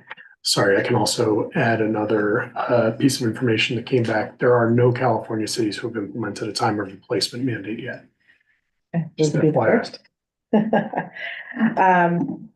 And on that, so timing wise, I like what you've laid out. Since there's uncertainty about this bill, but there's also, we have to wait for these the cost effectiveness studies to do what we can on sort of a stepped basis. Makes sense. You may have mentioned this, and I apologize if I missed it. The LEEDS certification as an alternative. Could you tell me a little bit more about the whys and wherefores, pros and cons of that? Why someone might choose that or not? I can try to tackle that. One of my brilliant ideas, because we do have a lot of, especially non-residential projects that do move forward with LEED certification. And the LEED certification process very much aligns with the goals and initiatives that are in the green building. Tier 2 requirements, are they apples to apples? Not always. We do have an option of obviously modifying the green building standards to make it more aggressive, where if the LEED provisions may not, but it's quite a costly venture. And when the project is taking on that great adventure, which it starts off at the project planning and site development, phase. And then they have to go on and continue with the green building. It's just kind of that whole initiative of compounding affecting code adoption requirements and the cost it has on the development of the property and the process of which permits are issued and inspected. So I just feel like it was a good potential opportunity to look at if a project received, let's say, a LEED platinum certification level, and would that be equal to the green building requirements? So, And I could just add a little bit, reiterating a bit of what I mentioned in the presentation. On top of what George was saying, there's also other jurisdictions that are already using LEED certification, or at least pieces of the LEED certification process, if not the full formal process, as their version of how we kind of adopt tier 1 and tier 2 requirements, because they have a similar structure where there's a minimum set of requirements and then additional pieces on top of that are like a flexible menu. So it would give us some more alignment across the jurisdictions. We're actually a little bit of an outlier, I think, because we maybe got ahead of other cities on this topic. I don't know for sure about that, but 10 years ago or so, but in using these tier 1, tier 2 standards and not any of the other certifications, we seem to be a little unusual in the region. So trying to align a little bit better, give some options for builders could make it easier to build. That's interesting. So it is the idea kind of like the standardized permitting and such, that if they have standardized certifications that it's just they're more familiar with, it's easier for them to do this. Interesting. Well, I assume the devil will be in the detail, and you know, how much do we like those LEED certifications versus the Palo Alto version, but I'll look forward to hearing more about that. I'll just finally, the time of replacement on the single family, that I like that idea, of course, no surprise there. And interesting when you talk about being able then to do joint outreach to contractors, because that dovetails with that bill I was talking about, with standardizing permitting. And just, I think the more we standardize, and I mean, as we watch the cost of the actual appliances themselves come down, it'd be nice if we could have cost of installation come down as well. And then it makes the whole thing, the math works out a little better, and it's easier on the financing side. So I appreciate you thinking creatively about that.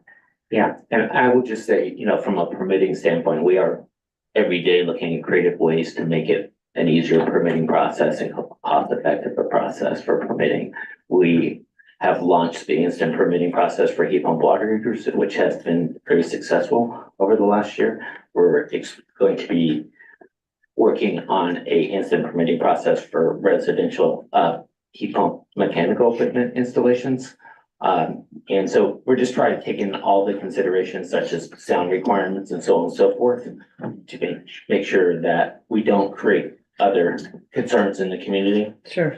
As well. No, that's great. And I think, you know, anything we can do to kind of make it simpler. And sounds like we may have a great case study coming out of Palo Alto. So I can just keep bragging about us. All right. Anything else? Yeah, two other follow-ups. So on the AB 306 and what we just got is tentative clarification, the question would be, how long could we extend them for? And could we extend them indefinitely, no sunset? So maybe you don't have an answer. Yeah, I don't have an answer for you. But that's something that I think we'd want to explore. Then second, there was a discussion about the permitting. And how do we get, you know, we have all these appliances that many people don't permit, and we really don't know what portion are permitting. We had an extensive discussion as a finance committee, and I just want to make sure folks knew that the staff recommendation was to look at, for instance, on the even on gas appliances, that was like gas HVAC, at homes, to reduce the permitting cost in order to incentivize people complying with permitting. The committee was really interested in, I think, three other aspects that either would be complementary to that or in lieu of that. One was increasing penalties, even if we don't have active enforcement. So if people know a penalty is $1,000 penalty or whatever, that may get them to have a greater compliance. increase the communication on that it is a violation to not be permitting. And a lot of people, when they're conscious that they're actually breaking the local law, they're going to be more prone to comply. Not everybody, but just communication of that as a clear requirement. And then talking about what would it be triggered at point of sale? And I realize now even potentially the remodel, we didn't talk about the remodel, but those being three other ways that we can elevate the compliance of permitting other than making it really cheap to replace your gas heater with a gas heater. Yeah, thanks. All right, thank you. I think that closes out that action item. So let me just ask staff on item 3, whether you want to go for it in the last 10 minutes or so, or what would be your preference? I think we do. This is really meant to be an informational update, but we didn't want to do it as one that we just attached to something we didn't present or talk about at all.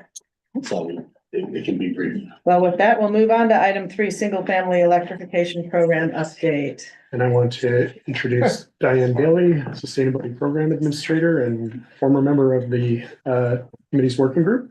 Welcome and thank you. And also, I don't know that I properly thanked you on that last item, but we do really appreciate the efforts there. All right, welcome. Thank you. And we can keep this very brief today. Next slide. So I'm going to talk to you about the single family electrification program and just a recap of where we're at in terms of how many heat pumps have we installed for water heaters, space heating and other. I'm going to start with new construction to say we've had over 300 homes go all electric, probably thanks to REACH codes and including no gas service. But going back up to our rebate program for heat pump water heaters, we've had almost 250 heat pump water heaters installed with rebates to date. With heat pump HVAC, we only just launched that rebate in January of this year. We have about 20 heat pump HVACs or more going through the system now. As of today, I think 7 are approved. So we're marching forward on those. In terms of the full service concierge-based program, we've had over 420 installations of heat pump water heaters so far. This is the program adopted in 2023, served by Synergy. And we do not have a similar program for heat pump HVAC yet, but we're working on that. I'll tell you about that in a minute. And then we have a new emergency water heater replacement program for heat pump water heaters that soft launched in September of last year. And we have had 19 heat pump water heaters installed through that program. Next slide. All right, and this just shows our growth over time with heat pump installations. This is actually for our full service program, so it doesn't give a complete view, but you can see that we're steadily marching forward on installing more and more heat pumps. Next slide, please. All right, I think one take-home success with these programs is that we're getting almost 1/5 or about 1/5 of water heaters that get changed out in Palo Alto to make that switch from gas to electric heat pump. And that is really one of the highest rates in our region or really at all. And so we're getting good success in terms of the numbers or the percent of water heaters that we catch. And through our full service program, we're getting a lot of information about the unique circumstances of homes in Palo Alto and the different plumbing configurations. And that allows us to inform the different regulatory and policy actions in a helpful way. Some of the challenges that we've been facing, I'm happy to report that we've had a lot of green-minded residents who have stepped up to participate in these programs. But we've, for the most part, gone through them into regular residents who are a little more cost sensitive and less committed to the idea of heat pumps and switching from gas. We're also facing some uncertainty in terms of the tariffs as well as federal policies, and we've talked about that already today.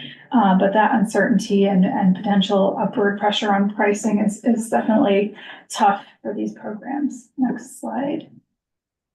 All right, so as we move beyond the early adopters, those who are really committed to installing heat pumps, Our analytics are telling us that when we reach around 3,000 or 3,500 for a heat pump water heater, folks are very cost sensitive and not really wanting to move forward at that price point. We've also learned that if there's a sense of urgency with a deadline or limited time offer for a discount, that does impel residents to act and go ahead and get those heat pump water heaters installed. Discount campaigns have worked really well for us so far, and so we're going to use that with some of our upcoming outreach efforts. We have a new campaign that we just launched on Earth Day to give away a free heat pump water heater, and we're hoping that will generate a lot of interest. We're also working on lawn signs and overpass banners. We have a new emergency water heater sticker that's going to be mailed out as a postcard that you could stick onto your water heater to remind you, especially if your water heater fails, reminds you who to call for emergency service and not to miss that opportunity to switch from gas to a heat pump. And then finally, we have some toolkits that we're excited to roll out for youth and for community partners. As we move forward with new programs, we certainly have our eye on price sensitivity, and there's thresholds of what our residents are willing to pay for heat pumps. Next slide. Okay, just wrapping up here and being cognizant of time. We're really excited to be working on moving forward a phase 2 of our whole home electrification program. I mentioned new rebates that phased in January of this year. That was the rebate phase 1 portion with additional technical support and free consultations to help residents electrify their homes. We'll now be looking at a full concierge service for home electrification to help people through every step of electrification, starting with free home assessments and free electrification plans, all the way through the end to permitting. We're looking at how to financially scale these programs. We're hoping to take a phase 2 program to City Council later this month, actually. And if that moves forward, we'll be ready to join some of our neighboring jurisdictions to provide more of a regional approach to home electrification, partnering with them, and looking also at creative financing to help make home electrification really affordable for everyone and ease that transition of these new zero emission standards from the Air District. Just want to note that the first zero emission standard for water heaters will be phasing in January 1, 2027. That's not too far away if all goes well, and we hope that it does. And we want to help our residents prepare for that and give them kind of a running start. And I think that's my last slide. Yeah, tried to get that through that quickly. Thanks. That was terrific. Thank you so much, Diane. Do we have any public comment on this matter? We have no public comment. Okay, excellent. Colleagues, George, do you have? Maybe come back. Okay. Yeah, thanks. So out of the 300 all electric, are those, you said that was in part due to reach code, but is that therefore mostly from new homes? Yes, that was reporting for new construction. Oh, new construction. And do we separately have the, Yeah, can we put that slide back up? So we have over 300 new construction homes that went all electric.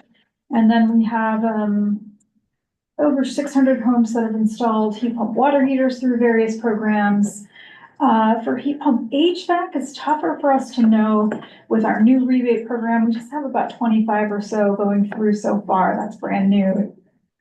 and so the all electric homes are probably even fewer. Okay. Can I actually, so we weren't able to do a hyper detailed review of all the different new construction permit data. So there are going to be another whole set of new construction permits that may be put in gas cooking, but had electrified space heating or water heating. And we weren't able to do a detailed enough review to capture those. So that's 332 all electric, but there may be yet more that we didn't capture. Okay. And then on the heat pump water heaters, do we have a breakdown on the 120 volts that we saw? Because I'm really interested in what subset will find that lower cost because they don't have to pull a circuit or upgrade a panel or whatever? Sure, that has been really emphasized in our emergency water heater replacement program. I think about a third of those have been the 120-volt plug-in models. But just on the emergency basis, I'm talking about. For the full service program, they have not been emphasized. We've installed maybe 5 or so, very few. Yeah, I've been concerned that one, we were going to be looking at trying to understand what is the use case, where do they really work and are adequate. I haven't heard anything back on that. That's been kind of over the last year and a half. We said we were going to try to get a little more data, and I do think that they have a significant use case, but I don't know where those boundaries We are. could pull those details together for you and send that as a follow-up, if That'd that's be great. okay. Yeah. Great. Okay. Well, and we've had periodic like pushes to try and find the right use case and just. We we've have the had right hitches use sometimes, right? case. Yeah, it's, you know, a little narrower than we had hoped. It's really best used for smaller homes, smaller families. For larger homes, you really need to upsize to the 80-gallon if you're gonna do the 120-volt because the recovery times are slow. And without getting in the weeds, I can send some details. Okay, good. That sounds great. And as you say, that's, it's a combination of how big is your water closet to be able to go up to an 80-gallon versus how big is your family and then do you have to safeguard for if you're going to resell the home? Did you undersize for the buyer? I understand those trade-offs. And then I haven't heard anything on us promoting at all the heat pump washer dryer combos. And I think those are really a great breakthrough. There are now 3 different companies selling full size, and included in that in the return on investment is this space savings. And you know, $2,000 a square foot home value or thereabouts, space savings is greater than the other energy savings and water savings, I should say. They hit all 3 of those. Absolutely, So, and those are gonna be part of our full service home electrification program. And if you take advantage of our current electrification expert consultation services, those are heavily promoted there in Good. terms of power efficient design. And then lastly, on the tariffs, do we have any sense of what portion of the appliances are imported versus domestic? Most Most are imported. Most, even if they're made here, have some components that are imported. So for water heaters, for example, heat pump water heaters, we expect a 10% increase, give or take. Yeah. Okay, thank you. Anything? I just want to confirm again what was in scope for the chart on, or the graph on slide 3. Yeah, sorry, this wasn't labeled well. This is for our full service heat pump water heater program, which started in March of 2023. So it's just a snapshot of that particular water heater program. Okay. Right, so it doesn't include anything else like the emergency programs. And it doesn't include the rebates, yeah, so Okay. we're up to about 425 Okay, heat pumps on that. yeah. It is interesting to see the extent to which it is accelerating, which I know is not a surprise. But I'm curious if there's any more comment on that. Well, yeah, you know, because we've had so much interest in the past from our kind of the greener portion of our residents, it has slowed down a little bit this year. We've been watching that and looking at what kinds of promotions we could launch to kind of capture the interest of less of our deep green residents. Thank you.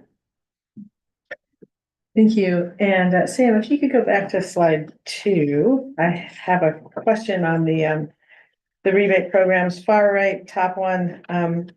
Disconnect gas meter has 1 and then in parentheses 4. So slide 2, I think is, yeah. Yes. What is the 1 and 4? Yes, sorry about that cryptic listening. So we've approved one incentive for gas meter removal. It's a $2,500 incentive. This is a way to recognize people that go completely all electric. We have 4 in the queue that where customers have submitted applications. The application was approved, but the meter hasn't been removed yet, and so it hasn't been completed yet. Got it, but we have 5 looking to do that. That's great, and that's just in like 2 months, right? So when I reported that in Sacramento at the Climate Center panel, people literally clapped. So, I mean, it was amazing. They were thrilled with that. They were also liked our 20%. Well, we want higher, but we're ahead of the game. And so it's just kudos to everybody making that happen. And just lastly, on the future efforts where you're talking about the regional partnering, obviously I really support that. And the folks on that panel at SBCE were asking and inviting and welcoming all of that. So I think that, we have some ready partners out there, and I'm sure you already know that because you're in conversation with them, but it was nice to hear them echo that there. So I think there's just a lot of interest in doing the best we can and people figuring out that instead of everybody inventing every wheel, that we can try to, have some economies and shared learnings. So thank you for that. That's all I have on this one. So we can, unless there's anything more, I think we can call it on that and with significant thanks and thank you for waiting to do that. And so I guess our next meeting is what, June? It is scheduled for June 6th, and we've got a couple topics tentatively planned. The e-mobility strategic plan that we were discussing in our first item today, and scoping of the gas transition study. Speaking of, I did that little segue there. All right, well, thank you all, and I think with that, we are adjourned.